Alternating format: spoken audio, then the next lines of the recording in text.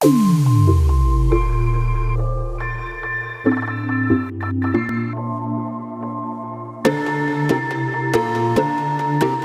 ਸ਼੍ਰੀ ਅਕਾਲ। GNDS academy ਵਿੱਚ ਤੁਹਾਡਾ ਸਵਾਗਤ ਕੀਤਾ ਜਾਂਦਾ ਹੈ। ਇਹ YouTube ਤੁਹਾਨੂੰ ਕੰਪੀਟੀਟਿਵ ਐਗਜ਼ਾਮ ਦੀ ਤਿਆਰੀ ਕਰਵਾ ਰਿਹਾ। ਮਾਸਟਰ ਕੇਡਰ ETT ਅਤੇ PTET CTET ਅਤੇ ਹੋਰ ਜਿਹੜੇ ਕੰਪੀਟੀਟਿਵ ਐਗਜ਼ਾਮ ਆਉਂਦੇ ਆ ਪੰਜਾਬ ਲੈਵਲ ਦੇ, ਨੈਸ਼ਨਲ ਲੈਵਲ ਤੱਕ ਵੀ ਤੁਹਾਡੇ ਜਿਹੜੇ ਹੈਗੇ ਸਿਲੇਬਸ ਅਕੋਰਡਿੰਗ ਵੀਡੀਓਜ਼ ਕੰਮ ਦੀਆਂ ਹੋ ਸਕਦੀਆਂ। ਸੋ ਫਿਲਹਾਲ ਜਿਹੜੀ ਤਿਆਰੀ ਹੈ ਆਪਣੀ ਉਹ ਮਾਸਟਰ ਕੇਡਰ ਦੀ ਚੱਲ ਰਹੀ ਹੈ। ਅਤੇ ਮਾਸਟਰ ਕੇਡਰ ਦੇ ਵਿੱਚ ਜਿਹੜਾ ਆਪਣਾ ਹਿਸਟਰੀ ਦਾ ਟੋਪਿਕ ਹੈ, ਸਬਜੈਕਟ ਹੈ ਜਿਹੜਾ ਹਿਸਟਰੀ ਦਾ, ਉਹਦੇ ਵਿੱਚ ਪੰਜਾਬ ਦਾ ਇਤਿਹਾਸ ਆ ਜਿਹੜਾ ਆਪਾਂ ਉਹਦੀਆਂ ਹੁਣ ਤੱਕ 10 ਗੁਰੂ ਸਾਹਿਬਾਨ ਅਤੇ ਬੰਦਾ ਬਹਾਦਰ ਦੀ ਜਿਹੜੀ ਵੀਡੀਓਜ਼ ਹੈ ਥਿਊਰੀ ਟਾਈਪ ਨੋਟਸ ਕਲਾਸਿਸ ਦੀ, ਉਹ ਅਪਲੋਡ ਕਰ ਚੁੱਕੇ ਹਾਂ। ਤੁਹਾਨੂੰ ਬੈਲ ਆਈਕਨ ਜਿਹੜੀ ਹੈਗੀ ਆ ਉਹਨੂੰ ਪ੍ਰੈਸ ਕਰਕੇ ਰੱਖਣ ਦੀ ਰਿਕੁਐਸਟ ਕਰਦੇ ਹਾਂ ਅਸੀਂ, ਤਾਂ ਕਿ ਤੁਹਾਨੂੰ ਹਰ ਵਕਤ ਜਿਹੜੀ ਵੀਡੀਓ ਹੈ ਉਹ ਰਿਮਾਈਂਡ ਕਰਾ ਸਕੀਏ ਅਤੇ ਤੁਸੀਂ ਉਹ ਵੀਡੀਓ ਨੂੰ ਦੇਖ ਸਕੋ। ਚੈਨਲ ਨੂੰ ਜ਼ਰੂਰ ਸਬਸਕ੍ਰਾਈਬ ਕਰ ਲੈਣਾ, ਜਿਹਦੇ ਨਾਲ ਸਾਡੀ ਹਰ ਇੱਕ ਵੀਡੀਓ ਤੁਹਾਡੇ ਤੱਕ ਜਲਦੀ ਤੋਂ ਜਲਦੀ ਪਹੁੰਚ ਸਕੇ। YouTube ਚੈਨਲ ਨੂੰ ਤੁਸੀਂ ਬਹੁਤ ਪਿਆਰ ਦੇ ਰਹੇ ਹੋ, ਇਸੇ ਗੁਜ਼ਾਰਿਸ਼ ਦੇ ਨਾਲ ਤੁਹਾਡੇ ਨਾਲ ਅਸੀਂ ਜਿਹੜਾ ਹੈਗਾ ਆਪਣਾ ਰਾਬਤਾ ਕਾਇਮ ਕਰਦੇ ਰਹਿੰਦੇ ਹਾਂ। ਤੁਸੀਂ ਸਾਡੇ ਨਾਲ ਜੁੜੇ ਰਹੋ, ਚੈਨਲ ਨੂੰ ਲਾਈਕ ਸ਼ੇਅਰ ਅਤੇ ਸਬਸਕ੍ਰਾਈਬ ਜ਼ਰੂਰ ਕਰਿਆ ਕਰੋ। ਬਾਕੀ ਜਿਹੜੇ ਬੱਚੇ ਔਨਲਾਈਨ ਬੈਚ ਜੁਆਇਨ ਕਰਨਾ ਚਾਹੁੰਦੇ ਆ ਉਹ ਸਾਨੂੰ WhatsApp ਨੰਬਰ 'ਤੇ ਮੈਸੇਜ ਕਰ ਸਕਦੇ ਆ। WhatsApp ਨੰਬਰ ਤੁਹਾਨੂੰ ਚੈਨਲ ਦੇ ਉੱਪਰ ਅਤੇ ਡਿਸਕ੍ਰਿਪਸ਼ਨ ਦੇ ਵਿੱਚ ਜਿਹੜਾ ਹੈਗਾ WhatsApp ਲਿੰਕ ਦਿੱਤਾ ਹੋਇਆ, ਤੁਸੀਂ ਉਸ 'ਤੇ ਸਾਡੇ ਨਾਲ ਕੰਟੈਕਟ ਕਰ ਸਕਦੇ ਹੋ। ਓਨਲੀ WhatsApp ਪਲੀਜ਼, ਕਾਲ ਨਾ ਕਰਨਾ, ਕਿਉਂਕਿ ਕਾਲ ਅਟੈਂਡਿੰਗ ਦੇ ਵਿੱਚ ਕੁਝ ਪ੍ਰੋਬਲਮ ਆ ਜਾਂਦੀ ਹੈ, ਦੇਰੀ ਹੋ ਜਾਂਦੀ ਹੈ ਜਾਂ ਨਹੀਂ ਅਟੈਂਡ ਹੁੰਦੀ। ਸੋ ਤੁਹਾਨੂੰ ਫਿਰ ਇੱਕ ਰਿਕੁਐਸਟ ਹੈ ਟੌਪਿਕ ਸ਼ੁਰੂ ਕਰਨ ਤੋਂ ਪਹਿਲਾਂ, ਕਿ ਜਿਹੜਾ YouTube ਚੈਨਲ ਹੈ ਤੁਹਾਡਾ ਆਪਣਾ ਚੈਨਲ ਹੈ, ਤੁਸੀਂ ਇਸ ਨੂੰ ਬਹੁਤ ਹੀ ਜ਼ਿਆਦਾ ਪਿਆਰ ਦੇ ਰਹੇ ਹੋ, ਤੁਹਾਡਾ ਬਹੁਤ ਬਹੁਤ ਧੰਨਵਾਦ। ਆਪਾਂ ਇੰਡੀਅਨ ਹਿਸਟਰੀ ਅਤੇ ਪੋਲੀਟੀਕਲ ਦੀ MCQ ਕਲਾਸਿਸ ਜਿਹੜੀਆਂ ਹੈਗੀਆਂ ਲੈ ਕੇ ਆਉਂਦੇ ਹਾਂ ਤੁਹਾਡੇ ਲਈ, ਅਤੇ ਨਾਲ ਦੀ ਨਾਲ ਹੁਣ ਆਪਾਂ ਜਿਹੜੀ ਹੈਗੀ ਹਿਸਟਰੀ ਦੇ ਵਿੱਚ ਪੰਜਾਬ ਹਿਸਟਰੀ ਦੇ ਟੌਪਿਕ ਕਰ ਰਹੇ ਹਾਂ। ਸੰਸਾਰ ਦਾ ਇਤਿਹਾਸ ਜਾਂ ਵਰਲਡ ਹਿਸਟਰੀ ਕਹਿ ਲਓ, ਉਹ ਤੁਹਾਨੂੰ ਮਾਸਟਰ ਕੇਡਰ ਦੇ ਸਿਲੇਬਸ ਅਕੋਰਡਿੰਗ ਜਿਹੜੀ ਹੈਗੀ ਆ ਕਰਵਾਈ ਜਾ ਚੁੱਕੀ ਹੈ। ਉਹ ਵੀ ਪਲੇਲਿਸਟ ਦੇ ਲਿੰਕ ਹੈ ਜਿਹੜੇ ਡਿਸਕ੍ਰਿਪਸ਼ਨ ਦੇ ਵਿੱਚ ਸਾਰੇ ਪਏ ਹੈ, ਤੁਸੀਂ ਉੱਥੋਂ ਵਾਚ ਕਰ ਸਕਦੇ ਹੋ। ਸੋ ਜ਼ਿਆਦਾ ਦੇਰੀ ਨਾ ਕਰਦੇ ਹੋਏ ਆਓ ਆਪਾਂ ਸ਼ੁਰੂ ਕਰਦੇ ਹਾਂ ਆਪਣਾ ਅੱਜ ਦਾ ਟੌਪਿਕ। ਸਿੱਖ ਮਿਸਲਾਂ ਦਾ ਟੌਪਿਕ ਹੈ ਜਿਹੜਾ ਬਹੁਤ ਹੀ ਵਧੀਆ ਟੌਪਿਕ ਹੈ ਪੰਜਾਬ ਇਤਿਹਾਸ ਦੇ ਵਿੱਚ। ਅਤੇ ਇੱਕ ਆਪਾਂ ਉਸ ਕਾਲ ਦੀ ਗੱਲ ਕਰਨ ਜਾ ਰਹੇ ਹਾਂ ਜੀ, ਜਿਹੜਾ ਸੰਘਰਸ਼ ਦਾ ਕਾਲ ਸੀ। ਬੰਦਾ ਬਹਾਦਰ ਦੀ ਸ਼ਹੀਦੀ ਤੱਕ ਤੁਸੀਂ ਵੀਡੀਓ ਨਹੀਂ ਦੇਖੀ ਤਾਂ ਉਹਨੂੰ ਜ਼ਰੂਰ ਦੇਖ ਲਓ, ਕਿਉਂਕਿ ਉਹ ਵੀਡੀਓ ਤੁਹਾਨੂੰ ਇਹ ਟੌਪਿਕ ਦੇ ਨਾਲ ਜੋੜੇਗੀ। ਕਿਤਾਬਾਂ ਦੇ ਵਿੱਚ ਆਪਾਂ ਪੜ੍ਹਦੇ ਰਹਿੰਦੇ ਹਾਂ, ਪਰ ਇਹ ਸਾਡਾ ਜਿਹੜਾ ਵੱਖਰਾ ਢੰਗ ਹੈ ਅਤੇ ਆਪਣਾ ਰਾਬਤਾ ਜਿਹੜਾ ਵੱਖਰੇ ਢੰਗ ਦਾ, ਇਹਨੂੰ ਪੜ੍ਹਨ ਅਤੇ ਸਮਝਣ ਦੇ ਲਈ ਤੁਸੀਂ ਸਾਡੀ ਹਰ ਇੱਕ ਵੀਡੀਓ ਜ਼ਰੂਰ ਦੇਖੋ। ਫਿਰ ਤੁਹਾਡੀ ਕੜੀ ਹੈ ਜਿਹੜੀ ਉਹ ਜੁੜੂਗੀ। ਖਾਸ ਕਰਕੇ ਪੰਜਾਬ ਦੇ ਇਤਿਹਾਸ ਦੀ ਕੜੀ ਜੋੜਨ ਦੇ ਲਈ ਤੁਹਾਨੂੰ ਗੁਰੂਆਂ ਤੋਂ ਲੈ ਕੇ ਇੱਥੋਂ ਤੱਕ ਸਾਰੀਆਂ ਵੀਡੀਓਜ਼ ਦੇਖਣੀਆਂ ਜ਼ਰੂਰੀ ਬਣਦੀਆਂ, ਕਿਉਂਕਿ ਬਹੁਤ ਕੁਝ ਸਾਡੇ ਲਈ ਜਿਹੜਾ ਸਾਡਾ ਇਤਿਹਾਸ ਆ ਉਹ ਛੱਡ ਕੇ ਗਿਆ। ਅਤੇ ਇੰਨਾ ਵਧੀਆ ਸਬਜੈਕਟ ਹੈ ਇਤਿਹਾਸ ਦਾ ਕਿ ਇਹਨੂੰ ਜਿੰਨੇ ਵਾਰ ਆਪਾਂ ਪੜ੍ਹੀ ਜਾਵਾਂਗੇ, ਜਿੰਨੇ ਵਾਰ ਆਪਾਂ ਇਹਨੂੰ ਸਮਝੀ ਜਾਵਾਂਗੇ, ਉਨੇ ਵਾਰ ਹੀ ਕੁਝ ਨਾ ਕੁਝ ਨਵਾਂ ਸਿੱਖਾਂਗੇ। ਸੋ ਆਓ ਜੀ, ਬੰਦਾ ਸਿੰਘ ਬਹਾਦਰ ਦੀ ਸ਼ਹੀਦੀ ਤੋਂ ਬਾਅਦ 1716 ਈਸਵੀ ਤੋਂ 1748 ਈਸਵੀ ਤੱਕ ਸਿੱਖਾਂ ਦੇ ਸੰਘਰਸ਼ ਦਾ ਪਹਿਲਾ ਕਾਲ ਸੀ। ਦੋ ਕਾਲਸ ਦੇ ਵਿੱਚ ਵੰਡਿਆ ਇਹਨੂੰ ਆਪਾਂ। ਪਹਿਲਾ ਕਾਲ ਜਿਹੜਾ 1716 ਤੋਂ 48 ਦਾ ਸੀ।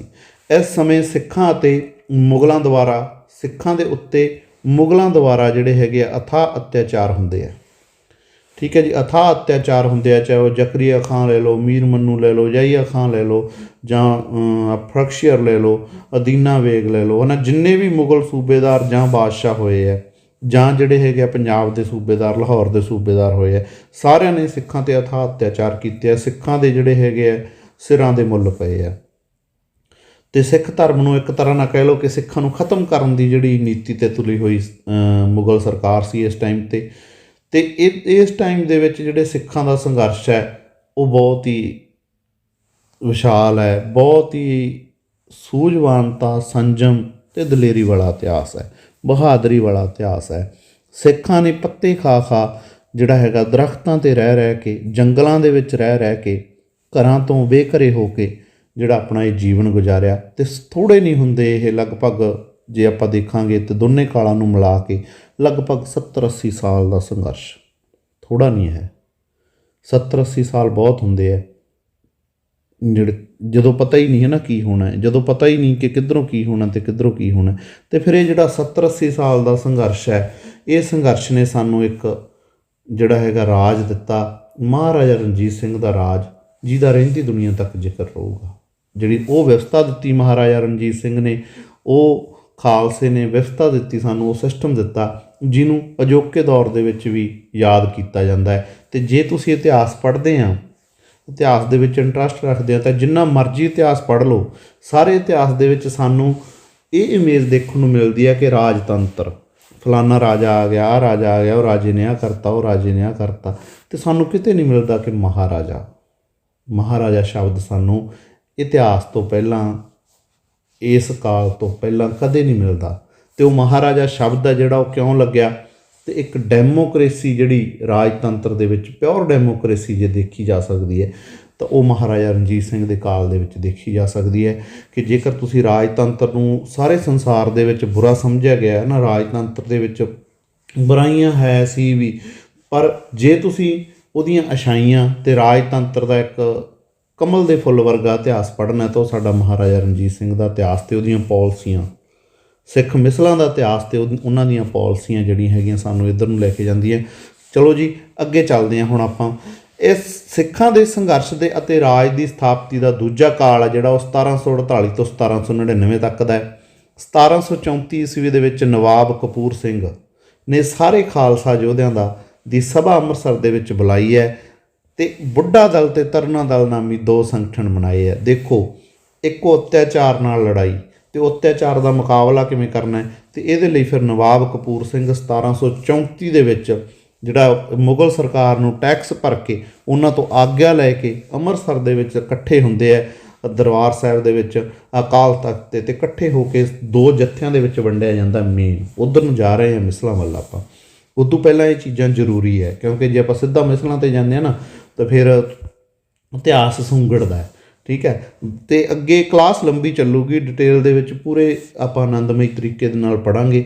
ਠੀਕ ਹੈ ਜੀ, ਨੋਟਸ ਤੁਸੀਂ ਜਿੰਨੇ ਵਾਰੀ ਮਰਜ਼ੀ ਪੜ੍ਹੀ ਜਾਓ, ਉਹਨਾਂ ਦਾ ਕੋਈ ਚੱਕਰ ਨਹੀਂ, ਕਾਪੀਆਂ 'ਤੇ ਲਿਖ ਲਓ ਇਹਨਾਂ ਨੂੰ। ਠੀਕ ਹੈ, ਸਕਰੀਨਸ਼ਾਟ ਲੈ ਲਓ, ਇਹ ਤੁਹਾਡੀ ਇੱਛਾ, ਪੇਡ ਹੈ ਵੈਸੇ, ਉਹ ਤੁਸੀਂ ਜਿਵੇਂ ਮਰਜ਼ੀ ਕਰੋ, ਤੁਹਾਡੀ ਇੱਛਾ। ਪਰ ਇੰਟਰਸਟ ਕੀ ਹੈ ਇਤਿਹਾਸ ਦੇ ਵਿੱਚ ਸਾਡੇ 'ਚ, ਕਿ ਦੋ ਦਲ ਸਭ ਤੋਂ ਪਹਿਲਾਂ ਹੋਂਦ ਵਿੱਚ ਆਉਂਦੇ ਆ, ਬੁੱਢਾ ਦਲ ਅਤੇ ਤਰਨਾ ਦਲ।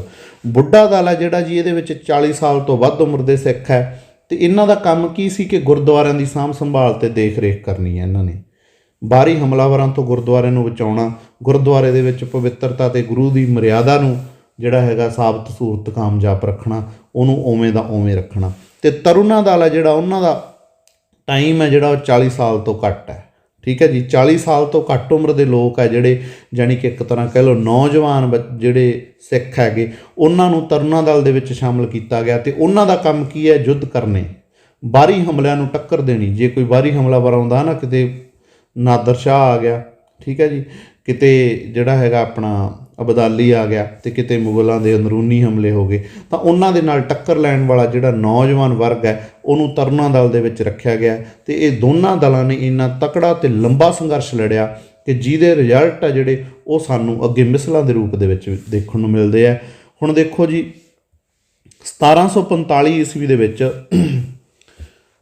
ਜ਼ਕਰੀਆ ਖਾਂ ਦੀ ਮੌਤ ਹੁੰਦੀ ਹੈ। ਬਹੁਤ ਵੱਡਾ ਅਤਿਆਚਾਰੀ ਸ਼ਾਸਕ, ਅਤਿਆਚਾਰੀ ਸੂਬੇਦਾਰ, ਮੁਗਲ ਸ਼ਾਸਕ, ਜਿਹਨੇ ਸਿੱਖਾਂ ਦਾ ਨਾਮੋ ਨਿਸ਼ਾਨ ਮਿਟਾਉਣ ਦੀ ਸਹੁੰ ਖਾਧੀ ਸੀ, ਪਰ ਮਿਟਾ ਨਹੀਂ ਸਕਿਆ। ਖੁਦ ਉਹਦਾ ਅੰਤ ਹੋ ਜਾਂਦਾ 1745 ਦੇ ਵਿੱਚ। ਅਤੇ ਬਾਅਦ ਵਿੱਚ ਉਸ ਤੋਂ ਬਾਅਦ 14 ਅਕਤੂਬਰ 1745 ਨੂੰ ਦੀਵਾਲੀ ਵਾਲੇ ਦਿਨ ਜਿਹੜਾ ਹੈਗਾ, ਅੰਮ੍ਰਿਤਸਰ ਦੇ ਵਿੱਚ ਹੀ ਗੁਰਮਤਾ ਪਾਸ ਕੀਤਾ ਜਾਂਦਾ ਹੈ। ਗੁਰਮਤਾ ਹੈ ਕਿ ਉਹ ਅੱਗੇ ਡਿਟੇਲ 'ਚ ਕਰਾਂਗੇ। ਠੀਕ ਹੈ, ਗੁਰੂ ਦਾ ਮਤ, ਗੁਰੂ ਦਾ ਸੁਝਾਅ, ਗੁਰੂ ਦੀ ਰਾਏ, ਜੇ ਆਪਾਂ ਛੋਟੇ ਸ਼ਬਦਾਂ ਦੇ ਵਿੱਚ, ਥੋੜ੍ਹੇ ਸ਼ਬਦਾਂ ਦੇ ਵਿੱਚ ਸਮਝਣਾ ਹੋਵੇ, ਤਾਂ ਉਹਨਾਂ ਨੇ ਕੀ ਕੀਤਾ ਕਿ 25 ਜੱਥੇ ਬਣਾ ਲਏ।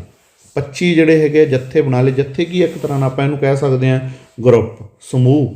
ਠੀਕ ਹੈ, ਤਾਂ 25 ਤਰ੍ਹਾਂ ਦੇ ਉਹ ਸਮੂਹ ਜਿਹੜੇ, ਜਾਂ 25 ਜੱਥੇ ਆ ਜਿਹੜੇ, ਉਹ ਬਣਾਏ, ਉਹਨਾਂ ਦਾ ਸੰਗਠਨ ਕੀਤਾ ਗੁਰਮਤਾ ਪਾਸ ਕਰਕੇ 14 ਅਕਤੂਬਰ 1745 ਨੂੰ।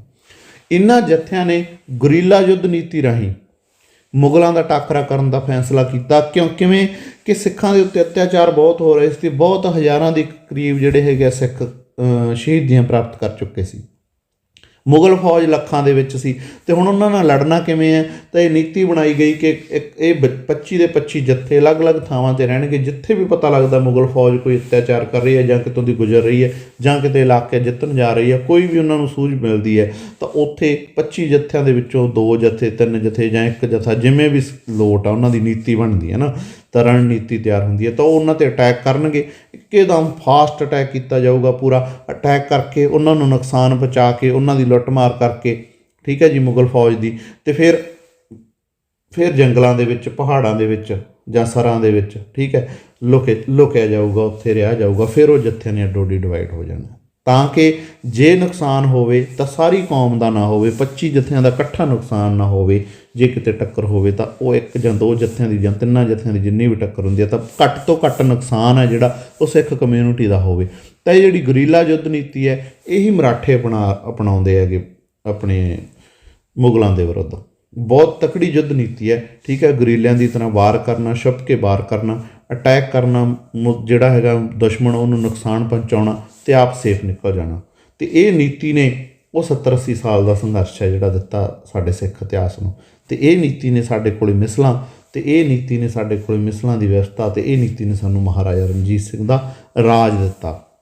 ਅੱਗੇ ਦੇਖੋ ਜੀ, ਮੁਗਲਾਂ ਦਾ ਟਾਕਰਾ ਕਰਨ ਦਾ ਫੈਸਲਾ ਕੀਤਾ। ਸਮਾਂ ਪੈਣ 'ਤੇ ਇਹਨਾਂ ਜੱਥਿਆਂ ਦੀ ਗਿਣਤੀ 65 ਹੋ ਗਈ, ਠੀਕ ਹੈ। ਜਦੋਂ ਪੋਜ਼ੀਟਿਵਿਟੀ ਆਉਣ ਲੱਗ ਗਈ, ਰਿਜ਼ਲਟ ਹੈ ਜਿਹੜੇ ਉਹ ਪੋਜ਼ੀਟਿਵ ਆਉਣ ਲੱਗ ਗਏ, ਤਾਂ ਇਹ ਜੱਥੇ ਹੈ ਜਿਹੜੇ ਵੱਧ ਕੇ 65 ਹੋ ਗਏ, ਘਟੇ ਨਹੀਂ, ਠੀਕ ਹੈ। ਤਾਂ ਉਹ ਦੇਖੋ, ਜ਼ਕਰੀਆ ਖਾਨ, ਜਾਈਆ ਖਾਨ, ਮੀਰ ਮੰਨੂ, ਅਬਦੁਲ ਸਮਦ ਖਾਨ, ਠੀਕ ਹੈ, ਅਦੀਨਾ ਬੇਗ, ਫਰਖਸ਼ੀਅਰ, ਸਾਰਿਆਂ ਦੀ ਨੀਤੀ ਕੀ ਹੈ ਕਿ ਸਿੱਖਾਂ ਨੂੰ ਘੱਟ ਕਰੋ, ਇਹਨਾਂ ਨੂੰ ਖ਼ਤਮ ਕਰ ਦਿਓ, ਇਹਨਾਂ ਦਾ ਨਾਸ ਕਰ ਦਿਓ। ਪਰ ਨਾਸ ਨਹੀਂ ਹੋਇਆ, 25 ਤੋਂ 65 ਹੋ ਗਏ, ਠੀਕ ਹੈ ਜੀ। ਬਹੁਤ ਵੱਡਾ ਲੌਜਿਕ ਹੈ, ਬਹੁਤ ਵੱਡਾ ਫੈਕਟ ਹੈ ਕਿ ਜਿੱਥੇ ਤੁਹਾਨੂੰ ਪਤਾ ਹੈ ਕਿ ਸਾਡੀ ਜਾਨ ਜਾ ਸਕਦੀ ਹੈ, ਜਿੱਥੇ ਤੁਹਾਨੂੰ ਪਤਾ ਕਿ ਸਾਡਾ ਘਰ-ਬਾਰ ਉੱਜੜ ਸਕਦਾ, ਸਾਡੇ ਬੱਚੇ ਖਤਮ ਹੋ ਸਕਦੇ ਆ, ਸਾਡਾ ਪਰਿਵਾਰ ਖਤਮ ਹੋ ਸਕਦਾ ਹੈ, ਅਤੇ ਉੱਥੇ ਸਾਡੀ ਗਿਣਤੀ ਜੇ ਵੱਧ ਰਹੀ ਹੈ ਲੜਨ ਵਾਲਿਆਂ ਦੀ, ਤਾਂ ਉਹ ਫਿਰ ਉਹੀ ਗੁਰੂ ਅਤੇ ਉਹੀ ਨਾਨਕ ਦੀ ਜਿਹੜੀ ਬਾਣੀ ਹੈ ਅਤੇ ਉਹ ਗੁਰੂ ਦੇ ਸਿਧਾਂਤ ਹੈ ਜਿਹੜੇ ਉਹ ਨਾਲ ਹੈ, ਉਹਨਾਂ ਨੂੰ ਫੋਲੋ ਕਰ ਰਹੇ ਹੈ, ਠੀਕ ਹੈ ਜੀ, ਉਹਨਾਂ 'ਤੇ ਚੱਲ ਰਹੇ ਹੈ, ਉਹਨਾਂ ਸਿਧਾਂਤਾਂ ਤੋਂ ਰੱਤੀ ਵੀ ਪਾਸੇ ਨਹੀਂ ਹੋ ਰਹੇ, ਥੋੜ੍ਹਾ ਵੀ ਉਹਦੇ ਤੋਂ ਪਾਸੇ ਨਹੀਂ ਹੋ ਰਹੇ, ਸਿਧਾਂਤਾਂ ਦੀ ਅਣਗਹਿਲੀ ਨਹੀਂ ਕਰ ਰਹੇ, ਠੀਕ ਹੈ। ਜੇ ਖਾਲਸੇ ਹੈ, ਅੰਮ੍ਰਿਤਪਾਨ ਕੀਤਾ ਹੋਇਆ ਤਾਂ ਪਿਓਰ ਖਾਲਸਾ ਹੈ, ਪਿਓਰ ਅੰਮ੍ਰਿਤਪਾਨ ਕੀਤੇ ਹੋਏ ਹੈ, ਵਿਖਾਵੇ ਦੇ ਨਹੀਂ, ਠੀਕ ਹੈ, ਝੂਠੇ ਨਹੀਂ, ਅਡੰਬਰ ਨਹੀਂ, ਬੇਈਮਾਨੀ ਹੈ ਨਹੀਂ, ਜਿਹੜੇ 5 ਵਿਕਾਰ ਆ ਉਹ ਹੈ ਨਹੀਂ, ਉਹਨਾਂ ਦਾ ਤਿਆਗ ਹੈ। ਅਤੇ ਫਿਰ ਉਹ ਗਿਣਤੀ 65 ਹੋਣੀ ਸੁਭਾਵਿਕ ਹੈ, 65 ਤੋਂ 65,000, ਠੀਕ ਹੈ, 65 ਲੱਖ ਕਰੋੜਾਂ ਤੱਕ ਪਹੁੰਚਣੀ ਉਹ ਗਿਣਤੀ ਸੁਭਾਵਿਕ ਹੈ। ਅਤੇ ਰਹਿੰਦੀ ਦੁਨੀਆ ਤੱਕ ਜਿਹੜੀ ਕੌਮ ਹੈ ਇਹਨੂੰ ਕੋਈ ਖ਼ਤਮ ਨਹੀਂ ਕਰ ਸਕਦਾ। ਕਿਉਂਕਿ ਸਿਧਾਂਤ ਅਤੇ ਜਿਹੜਾ ਫਲਸਫਾ ਹੈ ਉਹ ਨਾਨਕ ਲੇਵਾ ਫਲਸਫਾ, ਅਤੇ ਗੁਰੂ ਗੋਬਿੰਦ ਸਿੰਘ ਦਾ ਫਲਸਫਾ, 10 ਦੇ 10 ਗੁਰੂਆਂ ਦਾ ਫਲਸਫਾ, ਅਤੇ 11ਵੇਂ ਗੁਰੂ ਗ੍ਰੰਥ ਸਾਹਿਬ ਦਾ ਫਲਸਫਾ, ਉਹਨੂੰ ਖ਼ਤਮ ਕਰਨਾ ਜਾਂ ਕਹਿ ਲਓ ਉਹਨੂੰ ਬਦਲਣਾ ਬਹੁਤ ਹੀ ਵੱਡੀ ਗੱਲ ਹੈ। ਬਹੁਤ ਹਜ਼ਾਰਾਂ ਸਾਲ ਲੱਗ ਸਕਦੇ ਹੈ, ਪਰ ਉਹ ਫਲਸਫਾ ਨਹੀਂ ਖ਼ਤਮ ਹੋ ਸਕਦਾ। ਕੋਸ਼ਿਸ਼ਾਂ ਬਹੁਤ ਹੁੰਦੀਆਂ, ਕਰਦੇ ਬਹੁਤ ਹੈ, ਪਰ ਨਹੀਂ, ਫਲਸਫਾ ਖ਼ਤਮ ਨਹੀਂ ਹੋਵੇਗਾ, ਕਦੇ ਵੀ ਨਹੀਂ ਹੋਵੇਗਾ। ਅੱਗੇ ਦੇਖੋ ਜੀ, 1 ਜੂਨ 1746 ਈਸਵੀ ਨੂੰ ਕਾਹਨੂੰਵਾਨ ਦੇ ਸਥਾਨ 'ਤੇ ਮੁਗਲਾਂ ਨੇ 7000 ਸਿੱਖਾਂ ਨੂੰ ਸ਼ਹੀਦ ਕੀਤਾ। 7000 ਸਿੱਖਾਂ ਨੂੰ ਸ਼ਹੀਦ ਕੀਤਾ ਕਾਹਨੂੰਵਾਨ ਦੇ ਸਥਾਨ 'ਤੇ। ਇਹ ਨਾ ਇੱਕ ਥੇ ਸੀ, ਇੱਥੇ ਛੰਭ ਹੁੰਦੇ ਸੀ, ਇਹਨਾਂ ਝਾੜੀਆਂ ਬੂਟੀਆਂ ਕਹਿ ਲਓ ਆਪਾਂ, ਤਾਂ ਇੱਥੇ ਜਿਹੜੇ ਹੈਗੇ ਆ ਸਿੱਖ ਸੀਗੇ ਤਾਂ ਮੁਗਲ ਫੌਜ ਨਾਲ ਟਾਕਰਾ ਕਰਕੇ ਆਏ, ਤਾਂ ਉਹਨਾਂ ਨੇ ਫਿਰ ਇੱਥੇ ਜਿਹੜੀਆਂ ਹੈਗੀਆਂ ਸ਼ਹੀਦੀਆਂ ਪ੍ਰਾਪਤ ਕੀਤੀਆਂ ਜਦੋਂ ਸੂਝ ਮਿਲ ਗਈ। ਤਾਂ ਇਹਨੂੰ ਛੋਟਾ ਘੱਲੂਘਾਰਾ ਕਹਿੰਦੇ ਆ। ਛੋਟਾ ਘੱਲੂਘਾਰਾ ਸ਼ਬਦ ਹੈ ਜਿਹੜਾ ਇਹ ਬਾਅਦ ਦੇ ਵਿੱਚ ਆਇਆ, ਠੀਕ ਹੈ। ਛੋਟਾ ਵੈਸੇ ਕੁਛ ਵੀ ਨਹੀਂ ਹੁੰਦਾ, ਸ਼ਹੀਦੀ ਕਦੇ ਛੋਟੀ ਨਹੀਂ ਹੁੰਦੀ, ਚਾਹੇ ਉਹ 1 ਹੋਵੇ ਅਤੇ ਚਾਹੇ 7000 ਹੋਣ, ਠੀਕ ਹੈ ਜੀ। ਤਾਂ ਇਹਨੂੰ ਛੋਟਾ ਘੱਲੂਘਾਰਾ ਕਿਤਾਬ ਦੇ ਵਿੱਚ ਲਿਖਿਆ ਗਿਆ ਹੈ। ਕਦੇ ਕਦੇ ਥੋੜ੍ਹਾ ਜਿਹਾ ਹਾਸਾ ਵੀ ਆਉਂਦਾ ਕਿ ਛੋਟਾ ਘੱਲੂਘਾਰਾ ਅਤੇ ਵੱਡਾ ਘੱਲੂਘਾਰਾ, ਵੀ ਘੱਲੂਘਾਰਾ ਤਾਂ ਘੱਲੂਘਾਰਾ ਹੈ ਨਾ, ਇਹ ਅਸਲ ਵਿੱਚ ਪਹਿਲਾ ਘੱਲੂਘਾਰਾ ਹੈ। ਜੇ ਆਪਾਂ ਇਹ ਸ਼ਬਦਾਂ ਨੂੰ ਸਹੀ ਕਰਾਂਗੇ ਤਾਂ ਇਹ ਪਹਿਲਾ ਘੱਲੂਘਾਰਾ ਹੈਗਾ, ਠੀਕ ਹੈ ਜੀ। ਇਹਨੂੰ ਪਹਿਲਾ ਘੱਲੂਘਾਰਾ ਕਿਹਾ ਜਾਂਦਾ ਹੈ। ਜੇ ਤੁਸੀਂ ਇੰਟਰਸਟ ਰੱਖਦੇ ਹੋ ਇਤਿਹਾਸ ਦੇ ਵਿੱਚ, ਠੀਕ ਹੈ, ਇਹ ਤਾਂ ਚਲੋ ਆਪਣੀ ਫਾਰਮੈਲਿਟੀ ਹੈ ਇੱਕ, ਵੀ ਆਪਾਂ ਨੰਬਰ ਲੈਣੇ ਆ, ਆਪਾਂ ਉਹਨੂੰ ਜਿਹੜੇ ਕੁਐਸਚਨ ਪੁੱਛੇ ਉਹ ਦੇਣੇ ਆ, ਜਵਾਬ ਦੇਣੇ ਆ, ਠੀਕ ਹੈ, ਸਰਕਾਰਾਂ ਦੇ ਅੱਗੇ ਚਲੋ ਆਪਣਾ ਕੰਮ ਚੱਲਦਾ ਸਿਸਟਮ। ਪਰ ਜੇ ਤੁਸੀਂ ਇਤਿਹਾਸ ਨੂੰ ਸਮਝਣਾ ਤਾਂ ਉਹਦੇ ਵਿੱਚ ਇੰਟਰਸਟ ਰੱਖਦੇ ਹੋ ਤਾਂ ਡਾਕਟਰ ਸੁਖਪ੍ਰੀਤ ਉਦੋਕੇ ਦੀਆਂ YouTube 'ਤੇ ਵੀਡੀਓਜ਼ ਦੇਖਿਆ ਕਰੋ, ਉਹਨਾਂ ਦਾ ਚੈਨਲ ਹੈ ਜਿਹੜਾ, ਉਹਨੂੰ ਸਬਸਕ੍ਰਾਈਬ ਕਰੋ। ਇੰਨੀ ਵਧੀਆ ਨੌਲੇਜ ਦਿੰਦੇ ਆ ਤੁਹਾਨੂੰ, ਕਿ ਤੁਹਾਨੂੰ ਜਿਹੜੇ ਉਹ ਉਦੋਂ ਦੇ ਸੋਰਸ ਹੈ ਉਹਨਾਂ ਨੂੰ ਪੜ੍ਹਨ ਦੀ ਜ਼ਰੂਰਤ ਨਹੀਂ ਪੈਂਦੀ। ਉਹ ਸਾਰੇ ਸੋਰਸ ਤੇ ਉਹਨਾਂ ਦੇ ਵਿੱਚ ਲਿਖਿਆ ਕੀ ਹੈ, ਸੋਰਸਿਸ ਦੇ ਵਿੱਚ ਸਾਰਾ ਕੁਝ ਸਾਨੂੰ ਸਮਝਾ ਜਾਂਦੇ ਆ। ਸੋ ਅੱਗੇ ਦੇਖੋ ਜੀ, ਵੱਡਾ ਘੱਲੂਘਾਰਾ ਹੈ ਜਿਹੜਾ, ਜਾਂ ਇਹਨੂੰ ਦੂਜਾ ਘੱਲੂਘਾਰਾ ਸਹੀ ਸ਼ਬਦਾਂ ਦੇ ਵਿੱਚ ਕਿਹਾ ਜਾਊਗਾ, ਜਿਹੜਾ ਦੂਜਾ ਘੱਲੂਘਾਰਾ ਹੈ ਜੀ, ਇਹ ਆਉਂਦਾ 5 ਫਰਵਰੀ 1762 ਈਸਵੀ ਨੂੰ ਕੋਪਰਹੀੜਾ ਦੇ ਸਥਾਨ ਤੇ ਮਲੇਰਕੋਟਲਾ ਦੇ ਵਿੱਚ। ਤੇ ਕੋਪਰਹੀੜਾ ਉਹ ਸਥਾਨ ਹੈ ਜਿੱਥੋਂ ਹੜੱਪਾ ਸਿਵਲਾਈਜੇਸ਼ਨ ਦਾ ਸਾਨੂੰ ਜਿਹੜਾ ਪਾਰਟਸ ਮਿਲਦੇ ਆ, ਸਾਨੂੰ ਹੜੱਪਾ ਸਿਵਲਾਈਜੇਸ਼ਨ ਨਾਲ ਰਿਲੇਟਡ ਚੀਜ਼ਾਂ ਮਿਲਦੀਆਂ। ਹੈਗਾ ਨਾ, ਪੜ੍ਹਿਆ ਹੋਊਗਾ ਨਾ ਤੁਸੀਂ ਹਿਸਟਰੀ ਦੇ ਵਿੱਚ। ਤਾਂ ਉਹੀ ਕੋਪਰਹੀੜਾ, ਉਹ ਕੋਪਰ ਸ਼ਹਿਰ ਜਿੱਥੇ ਵੱਡਾ ਘੱਲੂਘਾਰਾ ਆਉਂਦਾ ਜਾਂ ਦੂਜਾ ਘੱਲੂਘਾਰਾ ਆਉਂਦਾ। ਤਾਂ ਇਹ 5 ਫਰਵਰੀ 1762 ਨੂੰ ਆਉਂਦਾ। ਇਹਨਾਂ ਨੂੰ ਯਾਦ ਜ਼ਰੂਰ ਰੱਖਣਾ, ਕਿਉਂਕਿ ਕਈ ਵਾਰੀ ਛੋਟਾ ਵੱਡਾ ਘੱਲੂਘਾਰਾ ਪਾ ਕੇ ਕੁਐਸਚਨ ਪਾ ਦਿੰਦੇ ਆ।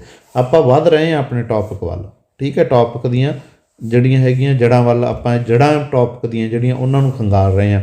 ਹੁਣ ਦੇਖੋ ਜੀ, ਦਲ ਖਾਲਸਾ ਦਾ ਸੰਗਠਨ ਸਭ ਤੋਂ ਮਹਾਨ ਕਾਰਜ ਨਵਾਬ ਕਪੂਰ ਸਿੰਘ 29 ਮਾਰਚ 1748 ਈਸਵੀ ਨੂੰ ਜਿਹੜਾ ਹੈਗਾ ਸਿੱਖਾਂ ਨੂੰ ਅੰਮ੍ਰਿਤਸਰ ਸਾਹਿਬ ਦੇ ਵਿੱਚ ਫਿਰ ਇਕੱਤਰ ਕਰਦੇ ਹੈ, ਠੀਕ ਹੈ ਜੀ। ਤੇ 65 ਸਿੱਖ ਜਥਿਆਂ ਦੀ ਜਿਹੜੀ ਵੰਡ ਆ ਉਹ 11 ਮੁੱਖ ਜਥਿਆਂ ਦੇ ਵਿੱਚ ਕਰ ਦਿੱਤੀ ਜਾਂਦੀ ਹੈ, ਕਿਉਂਕਿ ਉਹਨਾਂ ਨੂੰ ਕੰਟਰੋਲ ਕਰਨਾ ਤੇ ਉਹਨਾਂ ਦੀ ਜਿਹੜੀ ਹੈਗੀ ਹੈ ਉਹਨਾਂ ਨਾਲ ਕੰਟੈਕਟ ਕਰਨਾ ਬਹੁਤ ਲੰਬਾ ਹੁੰਦਾ ਹੈ। ਜਥੇ ਵੱਧ ਰਹੇ ਹੈ ਤਾਂ ਉਹਨਾਂ ਦੇ ਵਿੱਚ ਫੌਜ ਹੈ ਜਿਹੜੀ ਉਹਨੂੰ ਇਕੱਠਾ ਕਰਕੇ ਫੌਜ ਦੀ ਗਿਣਤੀ ਵਧਾਈ ਜਾਂਦੀ ਹੈ, ਤੇ 65 ਜਥਿਆਂ ਨੂੰ 11 ਮੁੱਖ ਜਥਿਆਂ ਦੇ ਵਿੱਚ ਵੰਡਿਆ ਜਾਂਦਾ ਹੈ। ਤੇ ਉਹ ਜਥੇ 11 ਜਿਹੜੇ ਅੱਗੇ ਜਾ ਕੇ ਫਿਰ ਜਿਹੜੀਆਂ ਹੈਗੀਆਂ ਮਿਸਲਾਂ ਦਾ ਰੂਪ ਲੈਂਦੇ ਆ, 12 ਮਿਸਲਾਂ ਦਾ ਰੂਪ ਲੈਂਦੇ ਆ ਨਾ। ਤਾਂ ਹੁਣ ਦੇਖੋ, ਪਹਿਲਾਂ 11 ਜੱਥੇ ਬਣਦੇ ਆ, ਜ਼ਰੂਰ ਧਿਆਨ 'ਚ ਰੱਖਣਾ। ਮਿਸਲਾਂ ਦੀ ਗਿਣਤੀ ਕਿੰਨੀ ਆ? 12, ਤੇ ਜੱਥਿਆਂ ਦੀ ਗਿਣਤੀ ਕਿੰਨੀ ਆ? 11। ਤੇ ਕਈ ਵਾਰੀ ਕੁਐਸਚਨ ਆ ਜੇ ਕਿ ਨਵਾਬ ਕਪੂਰ ਸਿੰਘ ਨੇ ਕਿੰਨੇ ਜਥਿਆਂ ਦੇ ਵਿੱਚ ਵੰਡਿਆ, ਤਾਂ 11 ਦੇ ਵਿੱਚ ਵੰਡਿਆ ਸੀ, 12 ਦੇ ਵਿੱਚ ਕਨਫਿਊਜ਼ ਨਾ ਹੋਣਾ। 12 ਅੱਗੇ ਜਾ ਕੇ ਬਣਨਗੇ, ਦੇਖੋ ਕਿਵੇਂ ਬਣਦੇ ਆ। ਤਾਂ ਇਹਨਾਂ ਨੇ ਕੀ ਕੀਤਾ ਜੀ, ਦਲ ਖਾਲਸਾ ਦੀ ਸਥਾਪਨਾ ਕੀਤੀ। ਦਲ ਖਾਲਸਾ ਦਾ ਪ੍ਰਧਾਨ ਸੈਨਾਪਤੀ ਹੈ ਜਿਹੜਾ, ਉਹ ਜੱਸਾ ਸਿੰਘ ਆਹਲੂਵਾਲੀਆ, ਬਹੁਤ ਹੀ ਮਹਾਨ ਯੋਧਾ, ਠੀਕ ਆ, ਬਹੁਤ ਮਹਾਨ ਤੇ ਵੀਰ ਯੋਧਾ ਜੱਸਾ ਸਿੰਘ ਆਹਲੂਵਾਲੀਆ ਨੂੰ ਲਾਇਆ ਗਿਆ। ਇਹ ਸੰਗਠਨ ਅਹਿਮਦ ਸ਼ਾਹ ਅਬਦਾਲੀ ਦੇ ਪਹਿਲੇ ਹਮਲੇ ਤੋਂ ਬਾਅਦ ਦੇ ਵਿੱਚ ਹੋਂਦ ਵਿੱਚ ਆਇਆ, ਜਦੋਂ ਅਹਿਮਦ ਸ਼ਾਹ ਅਬਦਾਲੀ ਹੈ ਜਿਹੜਾ ਉਹ ਹਮਲਾ ਕਰਦਾ ਭਾਰਤ 'ਤੇ। ਹੁਣ ਦੇਖੋ ਜੀ, ਜੇ ਤੁਸੀਂ ਦੇਖੋਗੇ ਨਾ, ਬੰਦਾ ਬਹਾਦਰ ਤੋਂ ਬਾਅਦ ਨਾਂ ਯਾਦ ਰੱਖਣੇ ਹੈ ਕਿ ਜਿਨ੍ਹਾਂ ਨੇ ਸਿੱਖਾਂ ਨੂੰ ਜਾਂ ਸਿੱਖ ਸੰਗਠਨਾਂ ਨੂੰ ਲੀਡ ਕੀਤਾ, ਤਾਂ ਉਹਦੇ 'ਚ ਨਵਾਬ ਕਪੂਰ ਸਿੰਘ, ਜੱਸਾ ਸਿੰਘ ਆਹਲੂਵਾਲੀਆ ਦਾ ਬਹੁਤ ਵੱਡਾ ਰੋਲ ਹੈ, ਠੀਕ ਹੈ ਜੀ। ਫਿਰ ਉਸ ਤੋਂ ਬਾਅਦ ਜੇ ਤੁਸੀਂ ਮਹਾਰਾਜਾ ਰਣਜੀਤ ਸਿੰਘ ਦੇ ਟਾਈਮ 'ਤੇ, ਭਾਵ ਕੀ ਹੈ, ਉਹਨਾਂ ਨੂੰ ਤਾਂ ਕੋਈ ਭੁੱਲ ਹੀ ਨਹੀਂ ਸਕਦਾ। ਉਹਦੇ ਵਿੱਚੋਂ ਆਪਾਂ ਦੇਖੋਗੇ ਤੁਸੀਂ ਹਰੀ ਸਿੰਘ ਨਲਵਾ, ਠੀਕ ਹੈ, ਵਾਹ ਕਿਆ ਬਾਤਾਂ, ਉਹਨਾਂ ਦਾ ਇਤਿਹਾਸ ਬਹੁਤ ਵਧੀਆ ਜੀ, ਉਹਨਾਂ ਦੀ ਇਕੱਲਿਆਂ ਦੀ ਬੁੱਕ ਪੜ੍ਹ ਕੇ ਦੇਖੋਗੇ। ਸੋ ਅੱਗੇ ਆਓ ਜੀ, ਇਹਦੇ ਨਾਲ ਸਾਡਾ ਟੌਪਿਕ ਦੇ ਵਿੱਚ ਇੰਟਰਸਟ ਬਣਦਾ ਹੈ। ਜਿਹੜੇ ਕਹਿੰਦੇ ਨਾ ਬੋਰ ਹੈ ਇਤਿਹਾਸ, ਤਾਂ ਉਹ ਇਤਿਹਾਸ ਬੋਰ ਨਹੀਂ, ਇਤਿਹਾਸ ਤਾਂ ਬਹੁਤ ਤਕੜੀ ਚੀਜ਼ ਹੈ। ਉਹਨੂੰ ਸਮਝਣਾ ਤੇ ਉਹਨੂੰ ਪੜ੍ਹਨਾ ਸਾਡੇ ਲਈ ਹੈ ਕਿ ਅਸੀਂ ਪੜ੍ਹਨਾ ਕਿਹੜੇ ਆਪਣੇ ਰਵੱਈਏ ਦੇ ਨਾਲ, ਹੈ ਨਾ। ਅੱਗੇ ਦੇਖੋ ਜੀ, ਹਰ ਜਥੇ ਦਾ ਆਪਣਾ ਝੰਡਾ ਤੇ ਆਪਣਾ ਮੁਖੀ ਹੁੰਦਾ ਸੀ। ਹੋਰ ਤੱਥ ਕੀ ਹੈ, ਹੋਰ ਫੈਕਟ ਕੀ ਹੈ ਇਸ ਟਾਈਮ 'ਤੇ? ਅਬਦਾਲੀ ਨੇ ਪੰਜਾਬ 'ਤੇ ਪਹਿਲਾ ਹਮਲਾ 1747 ਦੇ ਵਿੱਚ ਕੀਤਾ ਸੀਗਾ ਜੀ। ਕੁੱਲ ਹਮਲੇ ਅਬਦਾਲੀ ਦੇ 8 ਹੈ। 1747 ਤੋਂ ਲੈ ਕੇ 1765 ਤੱਕ ਉਹ ਹਮਲੇ ਕਰਦਾ, ਭਾਰਤ 'ਤੇ ਹਮਲੇ ਕਰਦਾ, ਭਾਰਤ ਤੋਂ ਧਨ ਲੁੱਟਦਾ ਹੈ। ਪੰਜਾਬ ਮੂਹਰੇ ਹੈ, ਪੰਜਾਬ ਲੀਡ ਕਰਦਾ, ਤਾਂ ਕਰਕੇ ਪੰਜਾਬ 'ਤੇ ਆਟੋਮੈਟਿਕ ਹੀ ਹਮਲੇ ਹੈ ਨਾ, ਦਰਿਆਂ ਦੇ ਰਸਤੇ ਦੇ ਵਿੱਚ ਦੀ ਆਉਂਦਾ ਕਰਕੇ। ਇਸ ਸਮੇਂ ਸਿੱਖਾਂ ਨੇ ਅਬਦਾਲੀ ਦਾ ਮੁਕਾਬਲਾ, ਉਸ ਤੋਂ ਲੁੱਟ ਦਾ ਧਨ ਖੋਹ ਲਿਆ। ਮੁਕਾਬਲਾ ਕੀਤਾ ਤੇ ਉਹ ਤੋਂ ਜਾਂਦੇ ਹੋਏ ਤੋਂ ਲੁੱਟ ਦਾ ਧਨ ਖੋਇਆ। ਸਿੱਖਾਂ ਨੇ ਉੱਤੇ ਬਾਰ-ਬਾਰ ਅਟੈਕ ਕੀਤੇ, ਤੇ ਲਾਸਟ ਵੇਰ ਵੀ ਜਦੋਂ ਜਾਂਦਾ ਸੀ ਤੇ ਉੱਤੇ ਅਟੈਕ ਕੀਤਾ ਤੇ ਉਹਦਾ ਧਨ ਖੋਇਆ। ਅੱਗੇ ਹੈਗਾ ਜੀ 1739 ਈਸਵੀ ਦੇ ਵਿੱਚ ਨਾਦਰ ਸ਼ਾਹ ਦਾ ਹਮਲਾ ਹੁੰਦਾ ਹੈ ਅਬਦਾਲੀ ਤੋਂ ਪਹਿਲਾਂ, ਠੀਕ ਹੈ। ਤਾਂ ਉਸ ਸਮੇਂ ਵੀ ਸਿੱਖ ਫੌਜ ਹੈ ਜਿਹੜੀ, ਉਹਨਾਂ ਨੇ ਉਹਨੂੰ ਨਾਦਰ ਸ਼ਾਹ ਨੂੰ ਭਾਂਜ ਦਿੱਤੀ ਤੇ ਉਹਨੂੰ ਲੁੱਟਿਆ ਤੇ ਉਹ ਤੋਂ ਖੋਇਆ, ਤੇ ਨਾਦਰ ਸ਼ਾਹ ਨੇ ਦੁਬਾਰਾ ਹਮਲਾ ਨਹੀਂ ਕੀਤਾ। ਤੇ ਨਾਦਰ ਸ਼ਾਹ ਪੁੱਛਦਾ ਸੀ ਇਹ ਕਿਹੜੀ ਕੌਮ ਹੈ, ਤੇ ਫਿਰ ਉਹਨੂੰ ਦੱਸਦੇ ਸੀ ਇਹ ਕੌਮ ਹੈ ਤੇ ਇਹਦੀ ਸਥਾਪਨਾ ਐਵੇਂ ਹੋਈ ਹੈ, ਖਾਲਸਾ ਐਵੇਂ ਸਾਜਿਆ ਗਿਆ, ਠੀਕ ਹੈ। ਇਤਿਹਾਸ ਤੋਂ ਜਾਣੂ ਕਰਵਾਇਆ ਗਿਆ ਫਿਰ ਉਹਦੀ ਫੌਜ ਦੁਆਰਾ ਉਹਨੂੰ, ਨਾਦਰ ਸ਼ਾਹ ਨੂੰ। ਅੱਗੇ ਹੈ ਜੀ 2 ਨਵੰਬਰ 1753 ਈਸਵੀ ਨੂੰ ਮੀਰ ਮੰਨੂ ਦੀ ਮੌਤ ਹੈ ਜਿਹੜੀ, ਉਹ ਮਲਕਪੁਰ ਦੇ ਸਥਾਨ ਤੇ ਹੁੰਦੀ ਹੈ। ਘੋੜੇ ਦੀ ਰਕਾਬ ਦੇ ਵਿੱਚ ਇਹਦਾ ਪੈਰ ਫਸ ਜਾਂਦਾ ਤੇ ਘੋੜਾ ਇਹਨੂੰ ਕਈ ਮੀਲਾਂ ਤੱਕ ਘੜੀਸਿਆ ਜਾਂਦਾ। ਜਿਵੇਂ ਇਹਨੇ ਅਤਿਆਚਾਰ ਕੀਤਾ ਸੀ ਸਿੱਖ ਕੌਮ 'ਤੇ, ਬੇਕਸੂਰ ਲੋਕਾਂ 'ਤੇ, ਉਵੇਂ ਹੀ ਉਹ ਅਤਿਆਚਾਰਾਂ ਦਾ ਜਿਹੜਾ ਜਵਾਬ ਹੈ ਉਹ ਇਹਨੂੰ ਕੁਦਰਤ ਦਿੰਦੀ ਹੈ, ਤੇ ਇਹਦੀਆਂ ਜਿਹੜੀਆਂ ਹੱਡੀਆਂ ਨੰਗੀਆਂ ਹੋ ਜਾਂਦੀਆਂ ਰਗੜ ਰਗੜ ਕੇ। ਕਈ ਮੀਲਾਂ ਤੱਕ ਇਹਨੂੰ ਘੋੜਾ ਘੜੀਸ ਕੇ ਲੈ ਜਾਂਦਾ ਤੇ ਇਹਦੀ ਮੌਤ ਹੋ ਜਾਂਦੀ ਹੈ। ਘੋੜੇ ਤੋਂ ਜਦੋਂ ਇਹਨੂੰ ਕੱਢਿਆ ਜਾਂਦਾ ਤਾਂ ਇਹਦੀਆਂ ਜਿਹੜੀਆਂ ਚਮੜੀ ਇਹਦੀ ਸਾਰੀ ਪੱਟੀ ਜਾਂਦੀ ਹੁੰਦੀ ਹੈ ਨਾ, ਇਹਦੀਆਂ ਹੱਡੀਆਂ ਜਿਹੜੀਆਂ ਨੰਗੀਆਂ ਹੋ ਜਾਂਦੀਆਂ ਹੁੰਦੀਆਂ। ਇੰਨੀ ਭੈੜੀ ਮੌਤ ਇਹਨੂੰ ਕੁਦਰਤ ਦਿੰਦੀ ਹੈ। ਇਹਨੇ ਵੀ ਕਿਸੇ ਦੇ ਬੱਚੇ, ਠੀਕ ਹੈ, ਕਿਸੇ ਦੇ ਬੱਚੇ ਦਾ ਜਿਗਰਾ ਕੱਢਤਾ, ਕਿਸੇ ਦੇ ਬੱਚੇ ਨੂੰ ਵਿਚਾਲਿਓਂ ਪਾੜਤਾ, ਕਿਸੇ ਦੇ ਬੱਚੇ ਦੇ ਸਿਰ ਲੱਤਾਂ ਬਾਹਾਂ ਕੱਟ ਕੇ ਉਹਦੀ ਮਾਂ ਦੇ ਗਲ ਦੇ ਵਿੱਚ ਪਾਤੀਆਂ ਤੇ ਉਹਦੀ ਮਾਂ ਤੋਂ ਚੱਕੀ ਪਹਾਈ। ਤੇ ਜਦੋਂ ਚੱਕੀ ਪੀਂਦੀ ਹੈ ਮਾਂ, ਤੇ ਮਾਂ ਕੀ ਕਹਿੰਦੀ ਹੈ, ਵਾਹਿਗੁਰੂ ਸਤਨਾਮ ਵਾਹਿਗੁਰੂ ਸਤਨਾਮ, ਬਾਣੀ ਦਾ ਜਾਪ ਕਰਦੀ ਹੈ ਨਾ। ਕੋਈ ਮਾਂ ਜਪਜੀ ਸਾਹਿਬ ਦਾ ਪਾਠ ਕਰਦੀ ਹੈ। ਇੰਨੀ ਸੰਜਮ ਤੇ ਇੰਨੀ ਸੁਦ੍ਰਿੜਤਾ ਜਿਹੜੀ ਮਾਂ ਦੇ ਵਿੱਚ ਹੈ, ਤੇ ਉਹ ਮਾਂ ਤੇ ਉਹ ਬੱਚੇ ਦੇ ਨਾਲ ਜਿਹੜਾ ਬੰਦਾ ਸਿਰਫ ਸੱਤਾ ਦੀ ਤੇ ਧਰਮ ਪਰਿਵਰਤਨ ਦੇ ਲਈ ਜੁਰਮ ਕਰੂਗਾ, ਤਾਂ ਉਹ ਫਿਰ ਮੀਰ ਮੰਨੂ ਦੀ ਜਿਹੜੀ ਹੈਗੀ ਹੈ ਅੰਤ, ਜਾਂ ਜਿਹੜੀ ਉਹਦੀ ਮੌਤ ਹੈ, ਉਹ ਇਹ ਤਾਂ ਬਹੁਤ ਛੋਟੀ ਹੈ। ਠੀਕ ਹੈ ਜੀ। ਸੋ ਮੀਰ ਮੰਨੂ ਸੀਗਾ, ਇਹਦੇ 'ਤੇ ਕਹਾਵਤ ਸੀ ਕਿ ਮੰਨੂ ਸਾਡੀ ਦਾਤਰੀ ਅਸੀਂ ਮੰਨੂ ਦੇ ਸੋਏ, ਜਿਉਂ ਜਿਉਂ ਮੰਨੂ ਵੱਢਦਾ ਅਸੀਂ ਦੂਣ ਸਵਾਏ ਹੋਏ। ਠੀਕ ਹੈ। ਅਤੇ ਅਬਦਾਲੀ ਦੇ ਸੀਗਾ ਰਹਿੰਦਾ ਜਿਹੜਾ ਹੈਗਾ ਹੈ ਨਾ, ਵੀ ਅਬਦਾਲੀ 'ਤੇ ਕਹਾਵਤ ਉਹੀ ਸੀ ਕਿ ਜਿਹੜਾ ਰਹਿੰਦਾ ਅਹਿਮਦ ਖਾਧਾ ਪੀਤਾ ਲਾਹੇ ਦਾ, ਰਹਿੰਦਾ ਅਹਿਮਦ ਸ਼ਾਹੇ ਦਾ, ਵੀ ਉਹ ਲੁੱਟ ਕੇ ਲੈ ਜਾਊਗਾ। ਤਾਂ ਫਿਰ ਇਹਨਾਂ ਦੇਖੋ, ਇਹਨਾਂ ਨੂੰ ਟੱਕਰ ਕੌਣ ਦਿੰਦਾ? ਉਹ ਜਿਨ੍ਹਾਂ ਦੀ ਗਿਣਤੀ ਅੱਜ 2% ਹੈ। ਠੀਕ ਹੈ। 2022 ਦੇ ਵਿੱਚ 2% ਗਿਣਤੀ ਹੈ, ਉਹ ਕੌਮ ਇਹਨੂੰ ਟੱਕਰ ਦਿੰਦੀ ਹੈ। ਅਤੇ ਫਿਰ ਸੁਭਾਵਿਕ ਕੀ ਹੈ ਕਿ ਸਾਡਾ ਇਤਿਹਾਸ ਹੈ ਜਿਹੜਾ, ਉਹ ਤਾਂ ਮਹਾਨ, ਬਹੁਤ ਬਹੁਤ ਮਹਾਨ ਹੋਊਗਾ। ਅੱਗੇ ਦੇਖੋ ਜੀ, 14 ਜਨਵਰੀ 1761 ਈਸਵੀ ਨੂੰ ਪਾਣੀਪਤ ਦਾ ਯੁੱਧ ਹੈ ਜਿਹੜਾ, ਉਹਦੇ ਮਰਾਠੇ ਹਾਰ ਜਾਂਦੇ ਹੈ। ਅਤੇ ਅੱਗੇ ਸਿੱਖਾਂ ਦੀ ਯੁੱਧ ਨੀਤੀ ਹੈ ਜਿਹੜੀ, ਉਹ ਗਰੀਲਾ ਯੁੱਧ ਨੀਤੀ ਪ੍ਰਣਾਲੀ 1754 ਤੋਂ 1765 ਤੱਕ ਚੱਲਦੀ ਹੈ। ਇਹ ਭਾਵ ਇਹ 11 ਸਾਲ ਦੇ ਟਾਈਮ 'ਤੇ ਪੂਰੀ ਪੀਕ 'ਤੇ ਹੁੰਦੀ ਹੈ ਗਰੀਲਾ ਯੁੱਧ ਨੀਤੀ। ਠੀਕ ਹੈ। ਇਹ ਨਹੀਂ ਵੀ ਛੱਡਤੀ, ਉਦੋਂ ਬਾਅਦ 'ਚ ਵੀ ਚੱਲਦੀ ਹੈ, ਪਹਿਲਾਂ ਵੀ ਚੱਲਦੀ ਹੈ, ਪਰ ਇਹ ਪੀਕ 'ਤੇ ਹੈ 1754 ਤੋਂ 65 ਦੇ ਟਾਈਮ 'ਤੇ ਇਹ ਯੁੱਧ ਨੀਤੀ ਜਿਹੜੀ ਪੂਰੀ ਫੁੱਲ ਪੀਕ 'ਤੇ ਹੈ।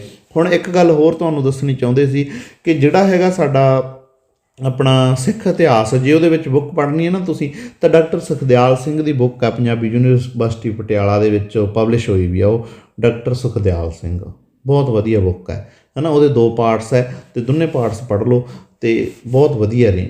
ਕੱਲੀ ਕੱਲੀ ਡਿਟੇਲਸ ਤੁਹਾਨੂੰ ਮਿਲੂਗੀ, ਫ੍ਰੀ ਟਾਈਮ 'ਤੇ ਪੜ੍ਹ ਲਿਓ। ਹੁਣ ਤਾਂ ਚਲੋ ਆਪਣੇ ਟੌਪਿਕ 'ਤੇ ਆਪਾਂ ਸਿਲੇਬਸ ਦੀ ਤਿਆਰੀ ਕਰਨੀ ਹੈ, ਜਦੋਂ ਵੀ ਪੜ੍ਹਦੇ ਹੋ ਤਾਂ ਉਹ ਬੱਚਿਆਂ ਨੂੰ ਵੀ ਪੜ੍ਹਾਓ ਅਤੇ ਬੱਚਿਆਂ ਨੂੰ ਵੀ ਦੱਸੋ, ਹੈ ਨਾ।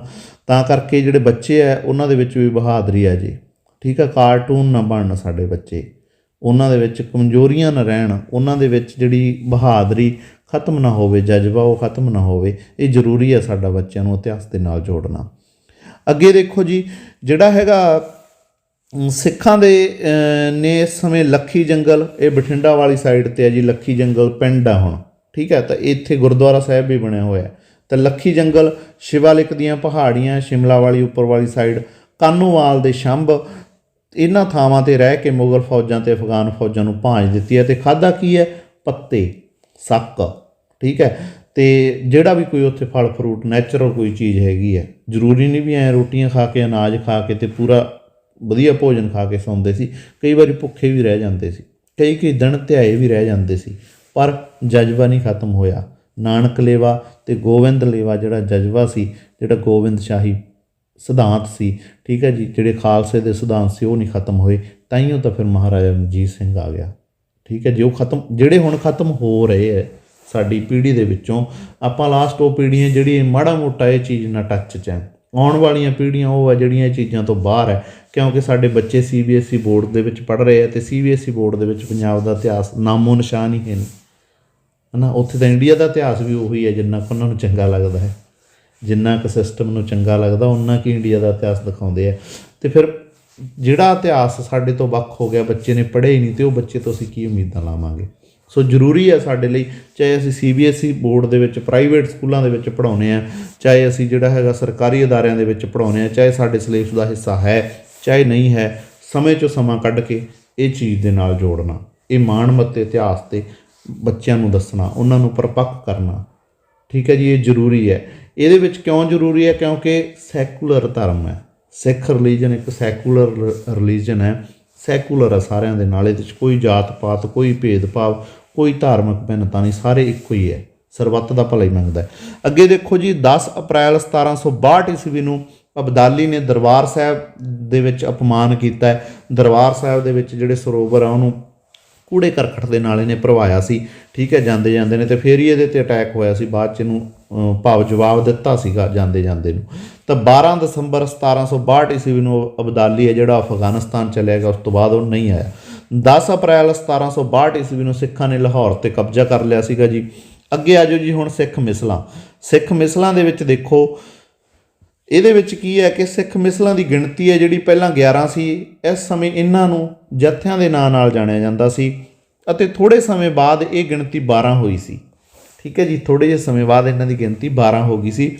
ਜਿਹੜੀ ਹੈਗੀ ਹੈ ਫੁਲਕੀਆਂ ਮਿਸਲ ਉਹ ਇਹਦੇ ਵਿੱਚ ਐਡ ਹੋ ਗਈ ਸੀ। ਮਾਲਵੇ ਦੀ ਮਿਸਲ ਹੈ ਜਿਹੜੀ ਮਾਲਵੇ ਇਲਾਕੇ ਦੀ, ਆਪਣੇ ਬਠਿੰਡਾ, ਮਾਨਸਾ, ਠੀਕ ਹੈ, ਪਟਿਆਲਾ, ਇਹਨਾਂ ਜ਼ਿਲ੍ਹਿਆਂ ਦੀ ਮਿਸਲ, ਉਹਦੇ ਬਾਰੇ ਵੀ ਬਹੁਤ ਵੱਡਾ ਇਤਿਹਾਸ ਹੈ। ਚਲੋ ਮੋਟੀ ਜੀ ਗੱਲ ਕਰਾਂਗੇ ਕਿਉਂਕਿ ਕਲਾਸ ਬਹੁਤ ਲੰਬੀ ਚਲੀ ਜਾਂਦੀ ਹੈ ਨਾ, ਫਿਰ ਬੱਚੇ ਕਹਿੰਦੇ ਤੁਸੀਂ ਬਾਹਲਾ ਟਾਈਮ ਲਾਉਂਦੇ ਹੋ ਜੀ। ਬਾਹਲਾ ਟਾਈਮ ਤਾਂ ਲੱਗੂਗਾ ਜੀ ਕਿਉਂਕਿ ਸਾਡਾ ਇੰਟਰਸਟਿੰਗ ਟੌਪਿਕ ਹੈ ਅਤੇ ਇੰਟਰਸਟਿੰਗ ਸਬਜੈਕਟ ਹੈ। ਅੱਗੇ ਆ ਜਾਓ ਜੀ। 29 ਮਾਰਚ 1748 ਈਸਵੀ ਨੂੰ ਸਥਾਪਿਤ ਕੀਤੇ ਗਏ ਦਲ ਖਾਲਸਾ ਦੇ 11 ਮੁੱਖ ਜਥੇ ਸੀ ਅਤੇ ਉਹਨਾਂ ਦੇ ਮੁਖੀ। ਇਹਨਾਂ ਦੇ ਵਿੱਚੋਂ ਹੀ ਕੁਐਸਚਨ ਆਊਗਾ। ਵੱਧ ਤੋਂ ਵੱਧ ਪ੍ਰਸ਼ਨ ਤੁਹਾਨੂੰ ਉਹਨਾਂ ਦੇ ਏਰੀਆ ਅਤੇ ਉਹਨਾਂ ਦੇ ਖੇਤਰਾਂ ਨਾਲ ਆ ਸਕਦਾ ਹੈ। ਉਹ ਨੋਟਸਾਂ ਦੇ ਵਿੱਚ ਅਸੀਂ ਤਾਂ ਨਹੀਂ ਲਿਖੇ ਕਿਉਂਕਿ ਜਿਹੜੇ ਖੇਤਰ ਹੈ ਉਹਨਾਂ ਦੇ ਦਾਇਰਾ ਹੈ ਉਹ ਵੱਧਦਾ ਘਟਦਾ ਰਹਿੰਦਾ ਹੈ। ਠੀਕ ਹੈ, ਇੱਕ ਮਿਸਲ ਦੂਜੀ ਮਿਸਲ ਤੋਂ ਦਾਇਰੇ ਖੋਹਦੀ ਰਹਿੰਦੀ ਹੈ। ਉਹਨਾਂ ਦੇ ਨਾਲ ਭਾਵ ਕੀ ਹੈ, ਅਣਬਣ ਵੀ ਹੁੰਦੀ ਹੈ ਮਿਸਲਾਂ ਦੇ ਵਿੱਚ, ਗਰੁੱਪਬਾਜੀ ਬਣਦੀ ਹੈ ਅੱਗੇ ਜਾ ਕੇ। ਜਦੋਂ ਨਵਾਬ ਕਪੂਰ ਸਿੰਘ ਖਾਸ ਕਰਕੇ ਉਹਨਾਂ ਦੀ ਮੌਤ ਹੁੰਦੀ ਹੈ, ਜੱਸਾ ਸਿੰਘ ਜਿਹੜੇ ਹੈਗੇ ਆ ਉਹ ਆਪਦੇ ਬਜ਼ੁਰਗ ਅਵਸਥਾ ਦੇ ਵਿੱਚ ਜਾ ਵੜਦੇ ਹਨ।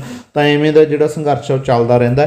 ਤਾਂ ਕਰਕੇ ਇਹਨਾਂ ਦੇ ਜਿਹੜੇ ਖੇਤਰ ਆ ਉਹ ਆਪਾਂ ਇਹਦੇ ਵਿੱਚ ਐਡ ਨਹੀਂ ਕੀਤੇ, ਪਰ ਜੋ ਤੁਸੀਂ ਬੁੱਕ ਤੋਂ ਥਿਊਰੀ ਪੜ੍ਹੋਗੇ ਤਾਂ ਖੇਤਰਾਂ ਨੂੰ ਵੀ ਮੋਟਾ ਜਿਹਾ ਧਿਆਨ 'ਚ ਰੱਖ ਲੈਣਾ। ਖਾਸ ਕਰਕੇ ਖੇਤਰਾਂ ਦਾ ਕੁਐਸਚਨ ਹੈ ਜਿਹੜਾ ਉਹ ਸ਼ੁਕਰ ਚੱਕੀਆ ਮਿਸਲ ਦੇ ਨਾਲ ਹੀ ਆਉਂਦਾ ਹੁੰਦਾ। ਆਹਲੂਵਾਲੀਆ ਜੱਥਾ ਹੈ, ਇਹਦਾ ਜਿਹੜਾ ਹੈਗਾ ਮੁਖੀ ਉਹ ਹੈਗਾ ਜੱਸਾ ਸਿੰਘ। ਧਿਆਨ ਰੱਖਣਾ ਇੱਥੇ ਆਪਾਂ ਮਿਸਲਾਂ ਦੀ ਨਹੀਂ, ਇੱਥੇ ਆਪਾਂ ਜੱਥਿਆਂ ਦੀ ਗੱਲ ਕਰ ਰਹੇ ਹਾਂ। ਅੱਗੇ ਹੈ ਜੀ ਫੈਜ਼ਲਪੁਰੀਆ ਜੱਥਾ, ਇਹਦਾ ਮੁਖੀਆ ਹੈਗਾ ਜੀ ਨਵਾਬ ਕਪੂਰ ਸਿੰਘ। ਸ਼ੁਕਰ ਚੱਕੀਆ ਦਾ ਜਿਹੜਾ ਹੈਗਾ ਜੱਥਾ, ਇਹਦਾ ਮੁਖੀ ਹੈਗਾ ਨੌਧ ਸਿੰਘ ਅਤੇ ਫਿਰ ਚੜ੍ਹਤ ਸਿੰਘ, ਫਿਰ ਮਹਾ ਸਿੰਘ ਅਤੇ ਫਿਰ ਰਣਜੀਤ ਸਿੰਘ। ਅੱਗੇ ਹੈ ਜੀ ਨਿਸ਼ਾਨ ਵਾਲੀਆ ਜੱਥਾ, ਇਹਦਾ ਜਿਹੜਾ ਮੁਖੀ ਆ ਉਹ ਦਸੌਂਦਾ ਸਿੰਘ। ਇਸ ਜਥੇ ਦਾ ਆਗੂ ਆ ਜਿਹੜਾ ਉਹ ਦਲ ਖਾਲਸਾ ਦਾ ਨਿਸ਼ਾਨ ਸਾਹਿਬ ਉਠਾਉਂਦਾ ਸੀ, ਤਾਂ ਕਰਕੇ ਇਹਨੂੰ ਨਿਸ਼ਾਨ ਵਾਲੀਆ ਜੱਥਾ ਕਿਹਾ ਜਾਂਦਾ ਸੀ, ਦਸੌਂਦਾ ਸਿੰਘ ਨੂੰ। ਠੀਕ ਹੈ ਜੀ, ਦਸੌਂਦਾ ਸਿੰਘ ਦਾ ਜੱਥਾ ਸੀ ਨਿਸ਼ਾਨ ਵਾਲੀਆ ਜੱਥਾ, ਤਾਂ ਇਹ ਨਿਸ਼ਾਨ ਸਾਹਿਬ ਨੂੰ ਉਠਾਉਂਦਾ ਹੁੰਦਾ ਸੀ ਸਾਰਾ ਦਲ ਖਾਲਸਾ। ਭਾਵੇਂ ਸਾਰੇ ਜੱਥਿਆਂ ਦਾ ਇੱਕ ਨਿਸ਼ਾਨ ਸਾਹਿਬ ਹੁੰਦਾ ਸੀ ਨਾ, ਅਤੇ ਉਹ ਨਿਸ਼ਾਨ ਸਾਹਿਬ ਨੂੰ ਉਠਾਉਂਦਾ ਸੀ। ਅੱਗੇ ਹੈ ਜੀ ਭੰਗੀ ਜੱਥਾ, ਇਹਦਾ ਮੁਖੀ ਸੀ ਭੂਮਾ ਸਿੰਘ।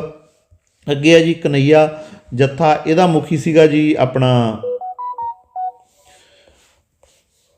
ਕਾਨਾ ਸਿੰਘ। ਅੱਗੇ ਨਕਈ ਜੱਥਾ, ਇਹਦਾ ਮੁਖੀ ਸੀ ਹੀਰਾ ਸਿੰਘ। ਡੱਲੇਵਾਲੀਆ ਜੱਥਾ, ਇਹਦਾ ਮੁਖੀ ਸੀ ਗੁਲਾਬ ਸਿੰਘ ਡੱਲੇਵਾਲੀਆ। ਦੀਪ ਸਿੰਘ ਜੱਥਾ, ਇਹਨੂੰ ਨਿਹੰਗ ਜੱਥਾ ਕਿਹਾ ਜਾਂਦਾ ਸੀ, ਇਹਦਾ ਮੁਖੀ ਸੀ ਬਾਬਾ ਦੀਪ ਸਿੰਘ ਜੀ। ਉਹਨਾਂ ਦੀ ਸ਼ਹੀਦੀ ਉਹਨਾਂ ਸਿਰ ਤਲੀ 'ਤੇ ਧਰ ਕੇ ਲੜਨ ਵਾਲਿਆਂ ਦਾ ਇਤਿਹਾਸ, ਇਹ ਉਹ ਜੱਥਾ ਹੈ। ਅੱਗੇ ਹੈ ਜੀ ਕਰੋੜ ਸਿੰਘੀਆ ਜੱਥਾ, ਇਹਦਾ ਮੁਖੀ ਸੀ ਕਰੋੜ ਸਿੰਘ। ਅੱਗੇ ਹੈ ਜੀ ਨੰਦ ਸਿੰਘ ਜੱਥਾ।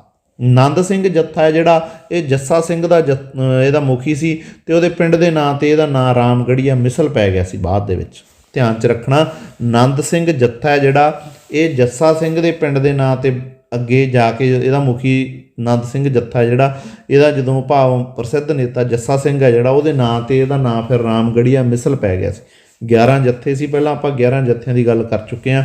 ਹੁਣ ਆਪਾਂ ਚੱਲਾਂਗੇ ਮਿਸਲਾਂ ਵੱਲ ਨੂੰ।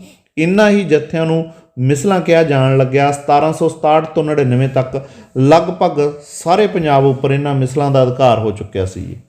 1767 ਤੋਂ 1799 ਤੱਕ ਲਗਭਗ ਸਾਰੇ ਪੰਜਾਬ ਦੇ ਉੱਪਰ, ਸਾਰਾ ਪੰਜਾਬ ਕੀ ਹੈ ਉਦੋਂ, ਹੁਣ ਦਾ ਹਿਮਾਚਲ ਹੈ, ਹਰਿਆਣਾ ਹੈ, ਪੰਜਾਬ ਹੈ, ਦਿੱਲੀ ਦਾ ਇਲਾਕਾ ਹੈ, ਅਤੇ ਜੰਮੂ ਕਸ਼ਮੀਰ, ਲਦਾਖ ਤੱਕ। ਇੱਧਰੋਂ ਆਪਾਂ ਜੰਮੂ ਕਸ਼ਮੀਰ ਦਾ ਕੁਛ ਹਿੱਸਾ ਨਾ ਇਸ ਟਾਈਮ 'ਤੇ।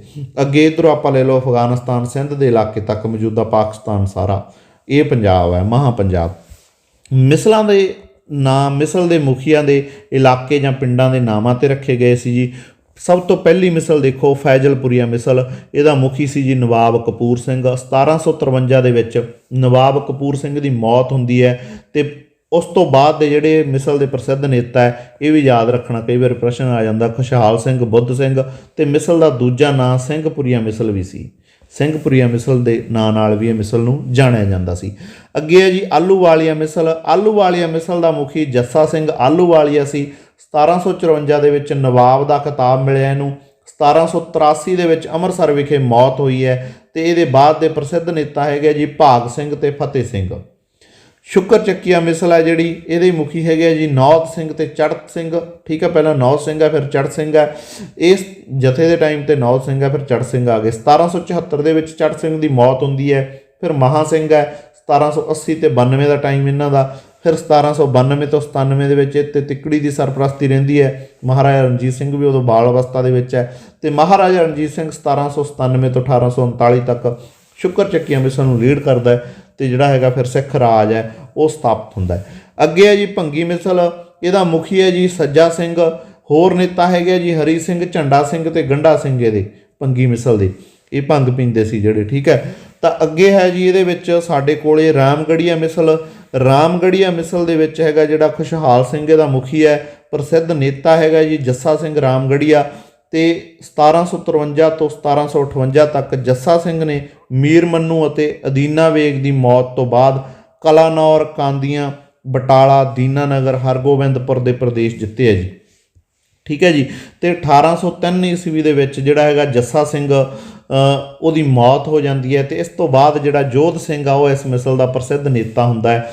ਇਸ ਮਿਸਲ ਦਾ ਪਹਿਲਾ ਨਾਂ ਜਿਹੜਾ ਉਹ ਨੰਦ ਸਿੰਘ ਜੱਥਾ ਸੀ। ਕਈ ਵਾਰੀ ਪ੍ਰਸ਼ਨ ਆ ਜੀ ਕਿਹੜੀ ਮਿਸਲ ਨੰਦ ਸਿੰਘ ਜੱਥੇ ਦੇ ਨਾਂ ਨਾਲ ਜਾਣੀ ਜਾਂਦੀ ਸੀ, ਤਾਂ ਰਾਮਗੜੀਆ ਮਿਸਲ ਹੈ ਜੀ। ਅੱਗੇ ਹੈ ਜੀ ਕਨਈਆ ਮਿਸਲ। ਕਨਈਆ ਮਿਸਲ ਦਾ ਮੁਖੀ ਜੈ ਸਿੰਘ ਸੀ। 1798 ਈਸਵੀ ਦੇ ਵਿੱਚ ਇਹਦੀ ਮੌਤ ਹੁੰਦੀ ਹੈ। ਬਾਅਦ ਦੇ ਵਿੱਚ ਇਹਦਾ ਨੇਤਾ ਜਿਹੜਾ ਉਹ ਸਦਾ ਕੌਰ ਰਹਿੰਦੀ ਹੈ। 1832 ਈਸਵੀ ਦੇ ਵਿੱਚ ਸਦਾ ਕੌਰ ਦੀ ਮੌਤ ਹੁੰਦੀ ਹੈ ਜੀ। ਸਦਾ ਕੌਰ ਮਹਾਰਾਜਾ ਰਣਜੀਤ ਸਿੰਘ ਦੀ ਸੱਸ ਹੈ ਕਨਈਆ ਮਿਸਲ ਦੀ, ਜਿਹੜੀ ਹੈਗੀ ਹੈ ਸਰਦਾਰਨੀ, ਤੇ ਸਰਦਾਰ ਜੈ ਸਿੰਘ ਜਿਹੜਾ ਕਨਈਆ ਉਹਦੀ ਪਤਨੀ। ਅੱਗੇ ਦੇਖੋ ਜੀ ਫੂਲਕੀਆ ਮਿਸਲ। ਫੂਲਕੀਆ ਮਿਸਲ ਦਾ ਮੁਖੀ ਹੈ ਜਿਹੜਾ ਚੌਧਰੀ ਫੂਲ ਸਿੰਘ ਹੈ। ਇਹ ਪਹਿਲੇ 11 ਜਥਿਆਂ ਦਾ ਹਿੱਸਾ ਨਹੀਂ ਸੀ। ਇਹ ਆਪਾਂ ਨੂੰ ਪ੍ਰਸ਼ਨ ਵੀ ਆਇਆ ਹੋਇਆ ਮਾਸਟਰ ਕਿਟ ਦੇ ਵਿੱਚ ਲਾਸਟ ਟਾਈਮ। 1627 ਤੋਂ 1699 ਦਾ ਟਾਈਮ ਹੈ। ਇਹ ਮਿਸਲ ਦਲ ਖਾਲਸਾ ਦਾ ਹਿੱਸਾ ਨਹੀਂ ਸੀ, ਠੀਕ ਹੈ ਜੀ। ਤੇ ਪਹਿਲੇ 11 ਮੁੱਖ ਜਥਿਆਂ ਤੋਂ ਬਾਅਦ ਦੇ ਵਿੱਚ ਹੋਣ ਦੇ ਵਿੱਚ ਆਈ ਹੈ। ਇਹਦਾ ਬਹੁਤ ਵੱਡਾ ਇਤਿਹਾਸ ਹੈ। ਇਹਦੇ ਵਿੱਚੋਂ ਮੈਂ ਤੁਹਾਨੂੰ ਜ਼ਿਆਦਾ ਡਿਟੇਲ 'ਚ ਨਹੀਂ ਜਾਂਦਾ, ਮੋਟਾ ਜਿਹਾ ਦੱਸ ਦਿੰਦਾ ਕਿ ਇਹਦੇ ਵਿੱਚੋਂ ਫਿਰ ਨਾਭਾ ਰਿਆਸਤ, ਠੀਕ ਹੈ ਜੀ, ਤੇ ਜਿਹੜੀ ਹੈਗੀ ਆਪਣੀ ਆ ਫੂਲਕੀਆ ਮਿਸਲ ਦੇ ਵਿੱਚੋਂ, ਠੀਕ ਹੈ, ਨਾਭਾ ਰਿਆਸਤ ਤੇ ਜਿਹੜੀ ਹੈਗੀ ਆ ਪਟਿਆਲਾ ਰਿਆਸਤ ਇਹ ਨਿਕਲਦੀਆਂ, ਤੇ ਇੱਕ ਜੀਂਦ ਰਿਆਸਤ ਨਿਕਲਦੀ ਹੈ। ਇਹ ਰਿਆਸਤਾਂ ਇਹਦੇ ਵਿੱਚੋਂ ਨਿਕਲਦੀਆਂ। ਨਾਭਾ ਤੇ ਪਟਿਆਲਾ ਰਿਆਸਤ ਹੈ ਜਿਹੜੀ ਨਾਭੇ ਦਾ ਰਾਜਾ ਆਪਣਾ, ਬਠਿੰਡੇ ਦਾ ਇਲਾਕੇ ਦਾ ਰਾਜਾ ਮਹਾਰਾਜ ਭਾਈ ਰੂਪਾ, ਇਹ ਗੜ੍ਹ ਹੈ ਇਹਨਾਂ ਦੇ। ਤੇ ਫੂਲ ਜਿਹੜੀ ਬਠਿੰਡਾ ਜ਼ਿਲ੍ਹੇ ਦੇ ਵਿੱਚ ਰਾਮਪੁਰਾ ਫੂਲ ਸਾਡੀ ਤਹਿਸੀਲ ਹੈ ਨਾ, ਤਾਂ ਇਹ ਉਹਨਾਂ ਦੇ ਨਾਲ ਰਿਲੇਟਡ ਹੈ। ਤੇ ਪਟਿਆਲਾ ਜਿਹੜਾ ਹੈਗਾ ਜੀ, ਠੀਕ ਹੈ, ਤੇ ਪਟਿਆਲੇ ਦੇ ਵਿੱਚ ਆਪਾਂ ਮੌਜੂਦਾ ਟਾਈਮ 'ਤੇ ਜਿਹੜਾ ਕੈਪਟਨ ਅਮਰਿੰਦਰ ਸਿੰਘ ਦਾ ਘਰਾਣਾ ਉਹ ਇਹਨਾਂ ਦੇ ਨਾਲ ਰਿਲੇਟਡ ਹੈ, ਪਟਿਆਲਾ ਰਿਆਸਤ ਦੇ ਨਾਲ, ਠੀਕ ਹੈ ਜੀ। ਸਾਰੇ ਅੱਗੇ ਜਾ ਕੇ ਪੀੜ੍ਹੀ ਦਰ ਪੀੜ੍ਹੀ ਜਦੋਂ ਚੱਲਦਾ ਤਾਂ ਉਹ ਇਹਦੇ ਨਾਲ ਬਾਬਾ ਆਲਾ ਸਿੰਘ ਹੈ ਜਿਹੜੇ ਇਹਨਾਂ ਦੇ ਟਾਈਮ 'ਤੇ ਰਹਿੰਦੇ ਆ, ਅਬਦਾਲੀ ਦੇ ਟਾਈਮ 'ਤੇ। ਚਲੋ ਉਹਨਾਂ ਦਾ ਇਤਿਹਾਸ ਵੀ ਥੋੜ੍ਹਾ ਜਿਹਾ ਹੈਗਾ ਭੱਜਣ ਵਾਲਾ, ਠੀਕ ਹੈ। ਸਿੱਖ ਕੌਮ ਨੂੰ ਇੱਕ ਤਰ੍ਹਾਂ ਨਾਲ ਕਹਿ ਲਓ ਕਿ ਪਾਸੇ ਛੱਡ ਕੇ ਆਪਦੇ ਲਈ ਲਾਹੇ ਵਾਲਾ, ਤਾਂ ਉਹ ਚਲੋ ਹੈਗਾ ਹੀ ਹੈ ਨਾ। ਤਾਂ ਇਹਦੇ ਵਿੱਚ ਕੀ ਹੈ ਕਿ ਇਹ ਪਟਿਆਲਾ ਰਿਆਸਤ ਨਾਲ ਰਿਲੇਟਡ ਹੈ। ਅੱਗੇ ਹੈ ਜੀ ਨਕਈ ਮਿਸਲ। ਇਹਦਾ ਮੁਖੀ ਹੈ ਜੀ ਹੀਰਾ ਸਿੰਘ। ਡੱਲੇ ਵਾਲੀਆ ਮਿਸਲ ਦਾ ਮੁਖੀ ਹੈ ਜੀ ਗੁਲਾਬ ਸਿੰਘ। ਪ੍ਰਸਿੱਧ ਨੇਤਾ ਹੈਗਾ ਜੀ ਤਾਰਾ ਸਿੰਘ ਘੇਬਾ। ਕਰੋੜ ਸਿੰਘੀਆ ਮਿਸਲ ਦਾ ਮੁਖੀ ਹੈ ਜੀ ਕਰੋੜਾ ਸਿੰਘ।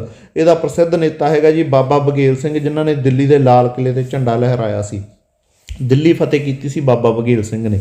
ਅੱਗੇ ਹੈ ਜੀ ਨਿਸ਼ਾਨ ਵਾਲੀਆ ਮਿਸਲ। ਇਹਦਾ ਮੁਖੀ ਹੈਗਾ ਜੀ ਸੰਗਤ ਸਿੰਘ ਤੇ ਮੋਹਰ ਸਿੰਘ। ਅੱਗੇ ਦੇਖੋ ਜੀ ਸ਼ਹੀਦ ਮਿਸਲ। ਸ਼ਹੀਦ ਮਿਸਲ ਦਾ ਮੁਖੀ ਹੈਗਾ ਸੁੱਧਾ ਸਿੰਘ, ਤੇ ਇਹਦਾ ਪ੍ਰਸਿੱਧ ਸ਼ਹੀਦ ਹੈ ਬਾਬਾ ਦੀਪ ਸਿੰਘ। ਜਦੋਂ ਲਖੀਰ ਖਿੱਚਦੀ ਸੀ ਕਿ ਜਿਹਨੇ ਸਿਰ ਤਲੀ ਤੇ ਧਰ ਕੇ ਲੜਨਾ ਲਖੀਰ ਤੋਂ ਇੱਧਰ ਆ ਜਾਓ, ਜਿਹਨੇ ਨਹੀਂ ਲੜਨਾ ਇੱਧਰ ਆ ਜਾਓ। ਹੁਣ ਵੀ ਗੁਰਦੁਆਰਾ ਬਣਿਆ ਹੋਇਆ ਸ਼ਹੀਦਗੰਜ, ਠੀਕ ਹੈ, ਬਾਬਾ ਦੀਪ ਸਿੰਘ ਦੀ ਸ਼ਹੀਦੀ ਹੁੰਦੀ ਹੈ ਜਿੱਥੇ। ਦਰਬਾਰ ਸਾਹਿਬ ਦੇ ਵਿੱਚ ਵੀ ਇੱਕ ਸਾਈਡ 'ਤੇ ਜਿੱਥੇ ਬਾਬਾ ਦੀਪ ਸਿੰਘ ਦਾ ਸ਼ੀਸ਼ ਹੈ ਜਿਹੜਾ ਉਹ ਸੁਸ਼ੋਭਿਤ ਕਰਕੇ ਫੋਟੋ ਦੇ ਰੂਪ ਦੇ ਵਿੱਚ ਲਾਇਆ ਹੋਇਆ, ਠੀਕ ਹੈ। ਤਾਂ ਇਸ ਮਿਸਲ ਦਾ ਨਾਂ ਜਿਹੜਾ ਉਹ ਬਾਬਾ ਦੀਪ ਸਿੰਘ ਦੀ ਸ਼ਹੀਦੀ ਤੋਂ ਪਹਿਲਾਂ ਨਿਹੰਗ ਮਿਸਲ ਸੀਗਾ, ਫਿਰ ਇਹਨੂੰ ਸ਼ਹੀਦ ਮਿਸਲ ਕਹਿਣ ਲੱਗ ਗਏ। ਅੱਗੇ ਹੈ ਜੀ ਸਰਬੱਤ ਖਾਲਸਾ ਕੀ ਸੀ, ਇਹਦੇ ਨਾਲ ਰਿਲੇਟਡ ਦੇਖੋ, ਕਿਉਂਕਿ ਮਿਸਲਾਂ ਦੀਆਂ ਸੰਸਥਾਵਾਂ ਹੈ ਜਿਹੜੀਆਂ 12 ਮਿਸਲਾਂ ਨਾ, ਉਹਨਾਂ ਦੀਆਂ ਸੰਸਥਾਵਾਂ ਦੇ ਬਾਰੇ ਗੱਲ ਕਰ ਰਹੇ ਹਾਂ ਆਪਾਂ। ਇਹਦੇ ਵਿੱਚੋਂ ਕੁਐਸਚਨ ਆ ਜਾਂਦਾ। ਇਸ ਦੁਆਰਾ 11 ਮੁੱਖ ਜਥਿਆਂ ਦਾ ਮੁੱਖ ਨੇਤਾ ਚੁਣਿਆ ਜਾਂਦਾ ਸੀ, ਠੀਕ ਹੈ। ਸਰਬੱਤ ਖਾਲਸਾ ਫੈਸਲਾ ਲੈਂਦਾ ਸੀ ਕੋਈ ਵੀ ਜਦੋਂ ਕੋਈ ਭੀੜ ਆਉਂਦੀ ਸੀਗੀ ਸਿੱਖ ਕੌਮ 'ਤੇ। ਤਾਂ ਸਾਲ ਵਿੱਚ 2 ਵਾਰੀ ਅੰਮ੍ਰਿਤਸਰ ਦੇ ਵਿੱਚ ਦੀਵਾਲੀ ਅਤੇ ਵਿਸਾਖੀ ਦੇ ਮੌਕੇ ਦੀ ਸਭਾ ਹੁੰਦੀ ਸੀ ਸਰਬੱਤ ਖਾਲਸੇ ਦੀ। ਤਾਂ ਇਸ ਸਭਾ ਦੇ ਵਿੱਚ ਪੰਥ ਦੇ ਹਿੱਤਾਂ ਸੰਬੰਧੀ ਲਏ ਜਾਣ ਵਾਲੇ ਫੈਸਲਿਆਂ ਨੂੰ ਗੁਰਮਤਾ ਕਿਹਾ ਜਾਂਦਾ ਸੀ। ਜਿਹੜਾ ਫੈਸਲਾ ਲੈ ਲਿਆ ਉਹਨੂੰ ਗੁਰਮਤਾ ਕਹਿੰਦੇ ਸੀ। ਪਹਿਲਾਂ ਹੁਕਮਨਾਮੇ ਹੁੰਦੇ ਸੀ, ਹੁਕਮਨਾਮੇ ਸਿਰਫ ਗੁਰੂ ਹੀ ਜਾਰੀ ਕਰਦੇ ਸੀ, ਠੀਕ ਹੈ। ਤੇ ਫਿਰ ਬਾਅਦ ਦੇ ਵਿੱਚ ਜਿਹੜਾ ਗੁਰਮਤਾ, ਗੁਰੂ ਦਾ ਮੱਤ, ਪ੍ਰਮਾਤਮਾ ਦੀ ਰਾਏ, ਲੋਕਾਂ ਦਾ ਇਕੱਠ ਕਰਕੇ ਉਹਨਾਂ ਨੂੰ ਦੱਸ ਕੇ ਉਹਨਾਂ ਤੋਂ ਹੀ ਬਾਹਾਂ ਖੜੀਆਂ ਕਰਵਾ ਲਈਆਂ ਜਾਂਦੀਆਂ ਸੀ, ਜਿਹਦੇ ਕਰਕੇ ਉਹਨੂੰ ਫੈਸਲਾ ਅੰਤਮ ਮੰਨਿਆ ਜਾਂਦਾ ਸੀ ਸਿੱਖ ਧਰਮ ਦੇ ਵਿੱਚ। ਅੱਗੇ ਜੀ 1805 ਈਸਵੀ ਦੇ ਵਿੱਚ ਮਹਾਰਾਜਾ ਰਣਜੀਤ ਸਿੰਘ ਨੇ ਗੁਰਮਤਾ ਨੂੰ ਸਮਾਪਤ ਕਰ ਦਿੱਤਾ। ਸਿੱਖ ਰਾਜ ਹੈ ਜਿਹੜਾ, ਕਿਉਂਕਿ ਉਹ ਸਥਾਪਿਤ ਹੋ ਚੁੱਕਿਆ ਸੀ। ਇਹ ਮਿਸਲਾਂ ਗੁਰੂ ਗੋਬਿੰਦ ਸਿੰਘ ਜੀ ਦੇ ਸਿਧਾਂਤਾਂ ਦੀ ਪਾਲਣਾ ਕਰਦੀਆਂ ਸੀ, ਤੇ ਇਹਨਾਂ ਮਿਸਲਾਂ ਨੇ ਰਾਖੀ ਪ੍ਰਥਾ ਚਲਾਈ ਸੀ, ਪਿੰਡਾਂ ਦੀ ਰੱਖਿਆ ਬਾਹਰੀ ਹਮਲਾਵਰਾਂ ਤੋਂ, ਮੁਗਲਾਂ ਤੋਂ, ਠੀਕ ਹੈ ਜੀ, ਕਿ ਉਹਨਾਂ ਨੂੰ ਆ ਕੇ ਲੁੱਟਦੇ ਆ, ਉਹਨਾਂ ਤੋਂ ਟੈਕਸ ਇਕੱਠਾ ਕਰਦੇ ਆ ਅਤੇ ਜਾਂ ਉਹਨਾਂ ਦੇ ਇਲਾਕਿਆਂ ਨੂੰ ਆਪਦੇ ਰਾਜ ਦੇ ਵਿੱਚ ਮਿਲਾਉਂਦੇ ਆ ਮੁਗਲ ਅਤੇ ਅਫਗਾਨ, ਉਹਨਾਂ ਤੋਂ ਇਹ ਰਾਖੀ ਵਿਵਸਥਾ ਚਲਾਈ ਗਈ ਸੀ। ਇਹਦੇ ਬਦਲੇ ਜਿਹੜੇ ਹੈਗੇ ਆ ਉਹ ਜਿਹੜਾ 1/5 ਹਿੱਸਾ ਲਗਾਨ ਦਾ ਦੇ ਦਿੰਦੇ ਹੁੰਦੇ ਸੀ। ਠੀਕ ਹੈ, 1/5 ਹਿੱਸਾ ਲਗਾਨ ਦਾ ਦੇ ਦਿੰਦੇ ਹੁੰਦੇ ਸੀ ਸਿੱਖ ਮਿਸਲਾਂ ਨੂੰ। ਅਤੇ ਸਿੱਖ ਮਿਸਲਾਂ ਜਿਹੜੀਆਂ ਹੈਗੀਆਂ ਉਹ ਇੱਥੇ ਪੂਰੀ ਤਰ੍ਹਾਂ ਇੱਕ ਤਰ੍ਹਾਂ ਨਾਲ, ਜਿਵੇਂ ਹੁਣ ਮੰਨ ਲਓ ਆਪਣਾ ਡਿਫੈਂਸ ਸਿਸਟਮ ਹੈ ਨਾ, ਪੁਲਿਸ ਸਿਸਟਮ ਹੈ ਨਾ, ਉਹਨਾਂ ਦਾ ਕੰਮ ਚਲੋ ਹੁਣ ਜਿਹੜਾ ਹੈਗਾ ਉਹ ਤਾਂ ਗੱਲ ਆਪਾਂ ਕਰਦੇ ਨਹੀਂ, ਪਰ ਮੇਨ ਰੱਖਿਆ ਦੇ ਲਈ ਕਾਨੂੰਨ ਹੈ, ਜਿਵੇਂ ਹੈ ਨਾ ਨਿਆਂ, ਜਿਹੜਾ ਨਿਆਂ ਵਿਵਸਥਾ ਰੱਖਣੀ, ਲੋਕਾਂ ਦੀ ਸੁਰੱਖਿਆ ਦਾ ਪ੍ਰਬੰਧ ਕਰਨਾ ਜਿਵੇਂ ਸਰਕਾਰ ਦੀ ਜ਼ਿੰਮੇਵਾਰੀ, ਅਤੇ ਇਹ ਜ਼ਿੰਮੇਵਾਰੀ ਉਦੋਂ ਮਿਸਲਾਂ ਦੀ ਸੀ ਅਤੇ ਰਾਖੀ ਪ੍ਰਥਾ ਚਲਾਈ ਹੋਈ ਸੀ, ਇਹਨੂੰ ਕਹਿੰਦੇ ਸੀ ਰਾਖੀ ਸਿਸਟਮ। ਠੀਕ ਹੈ, ਇਹ ਕੁਐਸਚਨ ਵੀ ਆ ਜਾਂਦਾ ਹੁੰਦਾ ਕਈ ਵਾਰੀ। ਇਹ ਮੇਨ ਕਰਕੇ ਕੀ ਸੀ, ਵਿਦੇਸ਼ੀ ਹਮਲਾਵਰਾਂ ਤੋਂ, ਲੁੱਟਾਂ ਖੋਹਾਂ ਤੋਂ, ਚੋਰੀਆਂ ਤੋਂ, ਠੀਕ ਹੈ, ਉਹਨਾਂ ਦੇ ਜਿਹੜੇ ਹੈਗੇ ਆ ਕੋਈ ਹੋਰ ਹਮਲਾਵਰ ਹੈ, ਬਾਹਰੀ ਹਮਲਾਵਰ, ਉਹਨਾਂ ਤੋਂ ਇਹ ਰੱਖਿਆ ਕਰਦੇ ਸੀਗੇ। ਜਿਹੜਾ ਪਿੰਡ ਵੀ ਰਾਖੀ ਦੇ ਅਧੀਨ ਆ ਜਾਂਦਾ ਸੀ, ਉਹ ਭਾਵ ਇਹਨਾਂ ਦੀ ਜਿਹੜੀ ਹੈਗੀ ਰਾਖੀ ਵਿਵਸਥਾ ਉਹਨੂੰ ਅਡਾਪਟ ਕਰਦਾ ਸੀ, ਤਾਂ ਉਹ ਪਿੰਡ ਦੀ ਰੱਖਿਆ ਦੀ ਜ਼ਿੰਮੇਵਾਰੀ ਉਹ ਮਿਸਲਾਂ ਦੀ ਹੁੰਦੀ ਸੀ, ਜਿਹਦੇ ਅੰਡਰ ਉਹ ਕੰਮ ਪਿੰਡ ਜਿਹੜਾ ਹੈਗਾ ਇਹ ਵਿਵਸਥਾ ਨੂੰ, ਇਹ ਸਿਸਟਮ ਨੂੰ ਅਡਾਪਟ ਕਰਦਾ ਸੀ। ਅੱਗੇ ਜੀ, ਹਰੇਕ ਮਿਸਲ ਦੇ ਮੁਖੀ ਨੂੰ ਸਰਦਾਰ ਅਤੇ ਉਸ ਦੇ ਅਧੀਨ ਸਰਦਾਰਾਂ ਨੂੰ ਮਿਸਲਦਾਰ ਕਿਹਾ ਜਾਂਦਾ ਸੀ। ਮਿਸਲ ਦਾ ਮੁਖੀ ਹੈ ਜਿਹੜਾ ਉਹ ਸਰਦਾਰ ਹੁੰਦਾ ਸੀ, ਅਤੇ ਜਿਹੜੇ ਉਹਦੇ ਅਧੀਨ ਸਰਦਾਰ ਹੁੰਦੇ ਸੀ ਉਹਨਾਂ ਨੂੰ ਮਿਸਲਦਾਰ ਕਿਹਾ ਜਾਂਦਾ ਸੀ। ਇਹ ਧਿਆਨ 'ਚ ਰੱਖਣਾ। ਲਗਾਨ ਪ੍ਰਣਾਲੀ ਹੈ ਜਿਹੜੀ 1/4 ਅਤੇ 1/2 ਪ੍ਰਚਲਿਤ ਸੀਗੀ ਇਸ ਸਿਸਟਮ ਦੇ ਵਿੱਚ। ਰਾਖੀ ਪ੍ਰਥਾ ਦੇ ਅਧੀਨ ਪਿੰਡਾਂ ਤੋਂ 1/5 ਲਗਾਨ ਲਿਆ ਜਾਂਦਾ ਸੀ। ਠੀਕ ਹੈ ਜੀ, ਭਾਵ ਕੁੱਲ ਉਪਜ ਦਾ 5ਵਾਂ ਹਿੱਸਾ, ਅੱਗੇ ਕੁੱਲ ਉਪਜ ਦਾ 4ਥਾ ਅਤੇ ਜਾਂ ਕੁੱਲ ਉਪਜ ਦਾ ਅੱਧਾ ਹਿੱਸਾ। ਇਹ ਅਲੱਗ-ਅਲੱਗ ਜਿੱਥੇ ਜਿੱਥੇ ਉਪਜਾਊ ਜ਼ਮੀਨ ਹੁੰਦੀ ਸੀ ਉਸ ਹਿਸਾਬ ਨਾਲ ਸਿਸਟਮ ਲਾਗੂ ਸੀਗਾ ਇਹ ਲਗਾਨ ਪ੍ਰਣਾਲੀ ਦਾ। ਅੱਗੇ ਦੇਖੋ ਜੀ, ਇਹਨਾਂ ਦਾ ਜੈਕਾਰਾ, ਜਿਹੜਾ ਜੈਕਾਰਾ ਹੈ ਜੀ ਸਾਡਾ, ਬੋਲੇ ਸੋ ਨਿਹਾਲ ਸਤਿ ਸ਼੍ਰੀ ਅਕਾਲ, ਇਹ ਜੈਕਾਰਾ ਲਾਉਂਦੇ ਸੀ ਯੁੱਧ ਦੇ ਸਮੇਂ, ਜਾਂ ਵਾਹਿਗੁਰੂ ਜੀ ਕਾ ਖਾਲਸਾ ਵਾਹਿਗੁਰੂ ਜੀ ਕੀ ਫਤਿਹ ਕਹਿ ਕੇ ਜਿਹੜੇ ਹੈਗੇ ਮੁਕਾਬਲਾ ਕਰਦੇ ਸੀ ਹਰ ਇੱਕ ਹਾਲਾਤ ਦੇ ਵਿੱਚ ਰਹਿ ਕੇ, ਜਿਹੜਾ ਇਹ ਜੈਕਾਰਿਆਂ ਦੇ ਨਾਲ ਜਿਹੜੀ ਹੈਗੀ ਆ ਆਵਾਜ਼ ਬੁਲੰਦ ਕਰਦੇ ਸੀ। ਇਹ ਜੈਕਾਰੇ ਪਹਿਲਾਂ ਤੋਂ ਹੈ। ਠੀਕ ਹੈ, ਜੈਕਾਰੇ ਗੁਰੂ ਗੋਬਿੰਦ ਸਿੰਘ ਦੇ ਟਾਈਮ 'ਤੇ ਵੀ ਹੈ। ਠੀਕ ਹੈ ਜੀ, ਗੁਰੂਆਂ ਦੇ ਟਾਈਮ 'ਤੇ ਵੀ ਜੈਕਾਰੇ ਹੈਗੇ ਆ, ਪਰ ਇਸ ਟਾਈਮ 'ਤੇ ਇਹਨਾਂ ਦਾ ਮੁੱਖ ਸਲੋਗਨ ਸੀ। ਠੀਕ ਹੈ, ਭਾਵ ਕੀ ਹੈ, ਇੱਕ ਆਫੀਸ਼ੀਅਲੀ ਕਹਿ ਲਓ ਆਪਾਂ, ਜਾਂ ਆਪਾਂ ਕਹਿ ਲਓ ਕਿ ਸਰਕਾਰੀ ਸਿਸਟਮ ਜਾਂ ਰਾਜਨੀਤਿਕ ਤੌਰ 'ਤੇ ਇੱਕ ਜਿਹੜਾ ਹੈਗਾ ਇਹਨਾਂ ਦੇ ਅਡਾਪਟ ਕੀਤੇ ਹੋਏ, ਅਤੇ ਉਹ ਗੁਰੂ ਗੋਬਿੰਦ ਸਿੰਘ ਦੇ ਸਿਧਾਂਤਾਂ 'ਤੇ ਚੱਲ ਕੇ ਇਹਨਾਂ ਦੇ ਨਾਲ ਇਹਨਾਂ ਦੇ ਵਿੱਚ ਬਹਾਦਰੀ ਆਉਂਦੀ ਸੀ ਮਿਸਲਾਂ ਦੇ ਵਿੱਚ, ਮਿਸਲ ਸਰਦਾਰਾਂ ਦੇ ਵਿੱਚ। ਅੱਗੇ ਹੈ ਜੀ ਸਾਡਾ ਇਸੇ ਦੇ ਨਾਲ ਜਿਹੜਾ ਟੌਪਿਕ ਖਤਮ ਹੋ ਗਿਆ। ਸੋ ਤੁਹਾਨੂੰ ਵੀ ਸਾਰਿਆਂ ਨੂੰ ਵਾਹਿਗੁਰੂ ਜੀ ਕਾ ਖਾਲਸਾ ਵਾਹਿਗੁਰੂ ਜੀ ਕੀ ਫਤਿਹ। ਠੀਕ ਹੈ ਜੀ, ਪੜ੍ਹਦੇ ਰਹੋ, ਮਿਹਨਤ ਕਰਦੇ ਰਹੋ। Thanks for watching. Please like, share and subscribe our YouTube channel. ਜੇ ਵੀਡੀਓ ਵਧੀਆ ਲੱਗੀ ਹੋਵੇ, ਲੈਕਚਰ ਵਧੀਆ ਲੱਗਾ ਹੋਵੇ ਤਾਂ ਕਮੈਂਟ ਜ਼ਰੂਰ ਕਰਦਿਆ ਕਰੋ। Thank you.